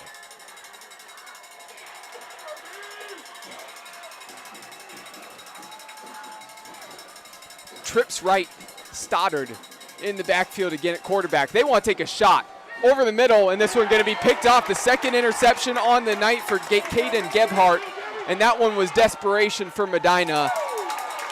Stoddard not happy with it, and you could tell what that was. That was just, let's heave this up here. Let's find a receiver streaking down the middle, see if we can get a touchdown back right away. In the direction there of Sidney Lloyd, and really nothing there. Surprised that Stoddard threw that one because it looked like the safety was all over it from the jump. Yeah, that's the second interception there on the day there for that young man. That's 3 that Stoddard has thrown. Again, it's just this Braves team, and you guys talked about it moments ago. They're just overwhelming this Medina team. There's too much talent. Yeah, I think they have too many quality players, and Medina is having a very hard time matching that right now. And the only team that they're really going to get that from, that they can play even in the playoffs, is Ed's. Here's a short little screen there for Jackson Wiley, and he's able to get a first down on that completion. Everything just going the way of Olentangy, and you're right. The size is what wows me with Olentangy compared to what Medina has on that defensive line. You look at the offensive line versus the defensive line, and that was evident from the start. Plus, then you have your tight end in Gavin Grover. I mean, that's why they've been paving the way with the run game all night. And, it's funny because it's almost like Medina's the really, really small school here, where it's these kids are never going to play football again. Like the old movie trope, and Olentangy's the big town school coming in. Carry there up to the 17-yard line. 6 minutes now remaining in this game, 46-28. No, but that's not the case here with Medina. I mean, Drew Alar went here. I mean, that's no ordinary talent. Yeah. And they have a lot of athletes that play at the next level, but it's just when you have players that are getting recruited by tons of D1 schools, a Cincinnati commit, a Penn State 4-star recruit, one of the top quarterbacks in the entire country. It's just, how do you match with that? And they've done good doing their best to keep up with them. I mean, they had chances to win this game here. Here's the jet sweep. Slipping past one tackler. And guy who we really haven't seen get any touches tonight, number 14, Sam Olentangy. 8-yard gain on that play, and it's now 2nd and 2 from the 18-yard line. Now, you say they had chances to win this game. Up until, I'd say, maybe 2-3 minutes into the fourth quarter, it looked like they still had a chance to win this. I mean, at halftime, they drug it all the way back to just a 2-point game. Medina has shown plenty of promise in this one, right? They've shown that offense can still, produce. It can still be explosive. Just overall, though, there's just too many things that Olentangy brings they haven't been able to answer for. Another solid run, barreling down to close to the 5-yard line. And now a change in the backfield after that Kirshner carry. Checking back into the game is Riley Clarkson. And honestly, go back to the well with running the football again. You have Clarkson, a slippery back in the backfield. Give him the football here. See if you can break the plane of the end zone and put up another 6 on the board. Clarkson to the left of Grunkmeyer. Here's a snap, the handoff. Making one man miss, and into the end zone for the touchdown right in front of the Medina student section. 4 minutes remaining, and the Braves with a massive 52-28 lead. In this fourth quarter has certainly made it look like a gaping difference on the scoreboard, and deservingly so here in the fourth quarter from what we've seen from Olentangy. Again, just an overall dominant performance. I mean, we've been talking about it all quarter. There's not much more you can say about this team. Just no answer for Medina on the defensive side of the ball. Give them credit. The team's fought all day, but Braves are just a better team out there right now. I feel bad for the cleanup crew. With all this confetti, I mean, how many do they have? I mean, it's enough for 52 at least. They came with a lot. That is for sure. They scored 53 points. There's confetti. There's streamers, stuff going everywhere. So yeah, the cleanup crew is going to have not too much of a fun night. Covered down there. I've got a feeling there's more, guys. When that final whistle goes, I've got a feeling we're going to see confetti all over the place. 53-28 following that PAT. And 4 minutes, as I mentioned, remaining on the clock here. We gave credit earlier to the Olentangy fan base for how well they traveled, and they did. They did. They packed this, and obviously everyone's still here. No one's taken off early. I do have to give a little bit of a shout-out, though, to Medina student section, right? They are still packed over there. Like, some kids may be starting to file out now, but they have brought the energy all night. They were still chanting defense on that last possession. So, credit to the student section for coming out, supporting their guys, despite, this not exactly going the way that they would have hoped. It's a wonderful atmosphere tonight, just packed on the Medina side, and as Brandon mentioned, just packed here on the visitor side for Olentangy as well. This one, a roller that made its way to Wojak. Wojak trying to turn on the Jets and get to the sideline, and he's just going to step out of bounds after that chase. Gets out past the 25. And looks like they're going to spot this right at the 28-yard line. So 4 minutes left, and this one's really all but over. And I've really enjoyed this game. Week 1, we had a great time for week 1. We were really anticipating. This was a game that we really had circled for this season. It was like, this is a perfect game of the week candidate. It was a good one, right? Final scoreboard, it's going to look heavy in the favor of Olentangy, and rightly so at the end. But it was close for a long, long time. And even though momentum was swinging the way of Olentangy a lot, Medina did have some chances, that's for sure. Yeah, no, the score is going to show this was a blowout. It was, especially at the end. But this game, I mean, I think at one point we thought Medina had a chance of regaining the lead. And you know what? If they never have jump off sides on a field goal, if they never have equipment issues there on their first touchdown, it's a tied game at halftime. So too many mistakes too early on. They fixed them later down the line. They've only had a handful of possessions really in the second half. Just not everything went their way, where it seemed like the Braves, other than maybe 2 or 3 possessions, had everything work in the direction they needed it to be successful. I'll tell you what, when playoffs come around, the Braves are going to be a team where I expect them to be there, and I expect us to talk about it when it's podcast time for the playoffs. Yeah. And it is a team I know we're all going to mark. And I know it's a team that we're going to want to see succeed. It's, again, class act from the fans here today. The players have been a class act as well. Again, you haven't seen anything where they're doing anything towards the student section or you know, they're mocking anybody. They've celebrated with their teammates, have gone off the field and celebrated with the fans and their students that showed up. So, you know, they are strangers here. They are new to us, but, you know, these are a group of young men in a community that we'll be watching, and we'll be looking forward to see what they can do as their season is just beginning. So it appears they will be 2-0, Cole. Yeah, and like you said, not only impressed with what we've seen on the football field, just impressed with how they traveled, and like you said, just class in general. On 4th down, Medina going for it. Dave Pascali taking it himself. He's going to get past the first down marker to extend this drive for the backups of Medina out there on the field. I have to say one other thing I want to mention, and Brandon, I'll toss this back to you here in just a second. One other thing I want to mention, I like this test for Medina because it exposed weaknesses, it exposed what they need to correct and what they need to fix. And there's certainly good teams in your conference, right? Absolutely.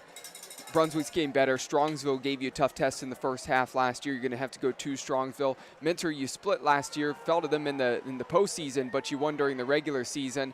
I just think this really preps you for your conference schedule. Main focus is just pushing on. You don't want to win. You don't want to lose another game the rest of the season. See if you can march into the postseason. You know, really with an excellent record still of maybe 9-1 potentially, if you can piece everything together and get to that point. Of course, you have to go to Mentor. That's tough. But I think this test is what you needed at the beginning of the season to give yourself maybe a spark and regroup. It's good timing for it for sure, because like you said, now you know exactly what you have to improve on. It's a lot harder when you face your test at the end of the year. You've already gotten comfortable. You've gotten comfortable with your weak spots too, right? Things that weren't necessarily exposed when you're playing, you know, teams that don't have the same talent level as you. So when you do get this challenge at the beginning of the year, kind of like you said, you know now, because I still think Medina's a playoff team. I think everybody thinks Medina's still a playoff team. Yeah, correct. Now you know, though, what people are going to be keying in on your team once you get to that point, and you can start to try to address that and give yourself a fighting chance. That said, I wanted to throw it back just a little bit to a little bit earlier in the game, where I think was a turning point that we didn't get to really talk about too much. And it's when Medina was starting to come back. They went from 6 all the way to 22 in a very short span. Olentangy then got the ball back with just a few seconds left. And on that kickoff, one of their players was hit hard. The returner was hit hard. He was clotheslined. It could have very easily, but between that and giving up all the points, that's when it could have started unraveling. That's when you could have saw the chippiness kind of start to kick in. But credit to the kids out there, credit to the coaching staff. They stayed calm and collected. They didn't engage. They took it into halftime. They adjusted to what they need to do. They came right out and they scored again. A lot of teams would have started unraveling in that situation. You start to panic when you see a team put up points like that on you that quickly and then start to get more physical, hit one of your players hard. So, again, I just wanted to give a shout-out to Olentangy in general for that. And I think that was a key moment in this game and a big reason why they were able to put the Jets on like they have. Pass launch down the field is Dave Pascali in the offensive Medina marching down the field still at the moment. That one in and out of the hands of the receiver falls incomplete, brings up 2nd and 15. With less than 2 minutes remaining in this game, want to remind you also that all kicks, sacks, turnovers in the game have been brought to you by Hinckley Roofing. Check them out online at hinkleyroofing.com. And I also want to mention the post-game show brought to you by Hinckley Roofing coming up here shortly with Brandon Soder. Screen over the middle, that one tipped. Somehow receiver still able to pull that one in, brought down at the 40-yard line. So well done by the defense to not allow really any big yardage there off of that play. Just a gain of 2. Of course, during the post-game show with Brandon, going to talk about where we're at next week. One team we've already seen once this year.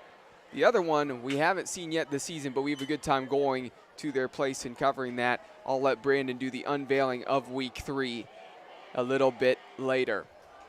Of course, no, we haven't talked about player of the game at all, have we? No, not yet. Player of the game will, of course, be announced during the post-game show as well, so Brandon will bring that to you. And actually, I'd say there's a lot of good candidates for Olentangy tonight. I actually, this is one of the first weeks that we've ever done where I have no idea. So many people we could give this to. But I know where Dom's heart is, and that's the entire offensive line of They Olentangy. deserve it. I'll tell you what. This you know might what? be the 1 week I'll engage in this. This offensive line has on. been unstoppable today. Let's look at total rushing yards. They've been able to run the ball very, very effectively. And on top of that, Grunkmeyer has not had to face pressure a ton. A couple times, obviously. But I might listen to Dom on this one. I don't know. Yeah, we'll have to see. You'll have to stick around and find out. As a former offensive lineman himself, he's always pushing for those offensive lines, especially in games like this. As Dom totals up the rushing yards right now, again, there are 4 running backs coming into the backfield that were able to have success when they touched the football. A lot of that was because of the big hefties up front. That offensive line was dominant, and I think you have to lump the big tight end, Gavin Grover, in with that group because he was doing some dirty work with his hand in the dirt as well on that line of scrimmage. Incompletion there on the 4th and 10, so a turnover on downs. Olentangy's going to get this back. They're going to be able to go into victory formation here in just a moment and close this game out from Ken Dukes Stadium in Medina.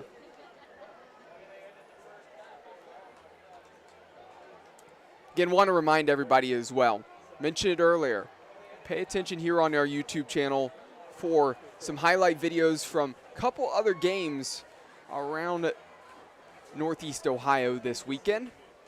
Again, you'll see about 4 highlight packages up this weekend on the channel, probably between tomorrow and Sunday, so make sure to stay tuned for that. As well as tonight and tomorrow morning, a lot of articles going up on KeonSports.com from our reporters, our writers out there. So make sure to pay attention to that to see about all those other games going on. Also, Ohio plays tomorrow. Start of the MAC here. They're against San Diego State, Cole. But I do have some rushing numbers here for you. So 260 total yards here on the ground for the Braves. That's with 5 total touchdowns. Impressive night on the ground. And the last play of the game, run there for a gain of a yard. And that is going to do it. The Olentangy Braves come on the road. They make their way up I-71. And they take it to the Medina Battling Bees, stun them in their house at Ken Duke Stadium, 53-28. What an electric night. We've had a great one here. Want to thank everybody who have watched and listened live on the YouTube channel. Make sure to hit that subscribe button. For myself, Cole McDaniel, Dom Clary, we're about to step away. But, Dom, before we do so, any last thoughts for you? No, I mean, we were expecting a battle. We got 3/4 of that. Olentangy, they're just overwhelming. Again, This is a fun team to watch. I know I'll be tuning in. Other than that, gentlemen, as always, it's been a pleasure, and I'm glad we were able to get this on the schedule. This was a fun one. Absolutely. Make sure you pay attention again next week, as we will be back on Friday night again. For myself, Cole McDaniel, Dom Clary, we're stepping aside. We'll be back right after these breaks for the Hinckley Roofing postgame show with Brandon Soder. Tonight's broadcast is brought to you by Roasted Coffee Shop. Family owned and operated, a former military man and his paramedic wife followed their dream to open the top coffee shop in Ohio. It is the tastiest coffee in town, and customers keep coming back for more. Visit them today to grab a cup at 27093 Bagley Road in Olmsted Falls. Maria Lano Photography. Maria Lano is a creative photographer that tells your story. She is there to document the love that you have for your family, those moments in time, or milestones that your children will share with their own family someday. Whether that means chasing the golden sunlight on the lake, or family cuddles on location, she wants to tell your story. Her goal is for you to look at these photos on your walls and remember how magical you felt in that exact moment in time. You can find out more by emailing her at marialanophotography@gmail.com. Sedmac Insurance, an independent insurance agency who has served Northeast Ohio for over 50 years. Contact Jeff Romancic today at 440-777-7744 to learn more about what they can do for you. Graffiti Warehouse. Visit them at www.graffitiwarehouse.com for the very best in high school sports merchandise. If you're passionate about your favorite team, then stop by the warehouse and pick up the proper swag to support them. Spins Bowl. Spins Bowl has 36 lanes and a large redemption arcade with a full bar and restaurant. It is truly a good time for the whole family as it has something for everyone, young and old. Swing by their website for more info at spinsbowl.com. TNT Construction. They provide residential and commercial remodeling, construction, and building services to clients in Cleveland and all of Northeast Ohio. Look them up today at tntcleveland.com. Village Coffee and Creamery. From the founders of Nancy's Main Street Diner comes Village Coffee and Creamery. They have everything from dessert, lunch items, and coffee to ice cream and every kind of sweet treat you could think of. They are located at 486 Main Street in Grafton. ECI Photography with David Chapinski. ECI is all about sports photography, sports portraits, and senior images. ECI has been around since 2015 and has captured in-game images for parents and athletes, from Pee-wees to high school, universities, Cleveland sports like the Cleveland Charge and Monsters, as well as the pros with the PBA and the Cleveland Guardians. He is always right in the action on the sideline. He offers many options, but the most popular is the 20 in-game images delivered right to your phone within 48 hours after the completion of the game. Sports portrait sessions include fog, lights, and a minimum of 45 minutes in front of the camera. Last but not least, he's been shooting for Keon Sports for the past 3 years. Contact him at ecifphoto15@gmail.com, by phone at 440-396-2790, or through his website at www.eciphotography.biz. Scalpers Bar and Grill. Since 1994, Scalpers Bar and Grill has offered guests from all over Northeast Ohio the hottest in entertainment options. Over 20 big screens, great drink prices, and an array of video games, a private basement room, and an extensive menu, Scalpers offers something for everyone. Their legendary menu features award-winning wings, mouth-watering burgers, and fresh, crisp salads. Now patrons can enjoy these great tastes from 11 a.m. till 2 a.m. every day. Stop in at 5718 Mayfield Road in Lyndhurst.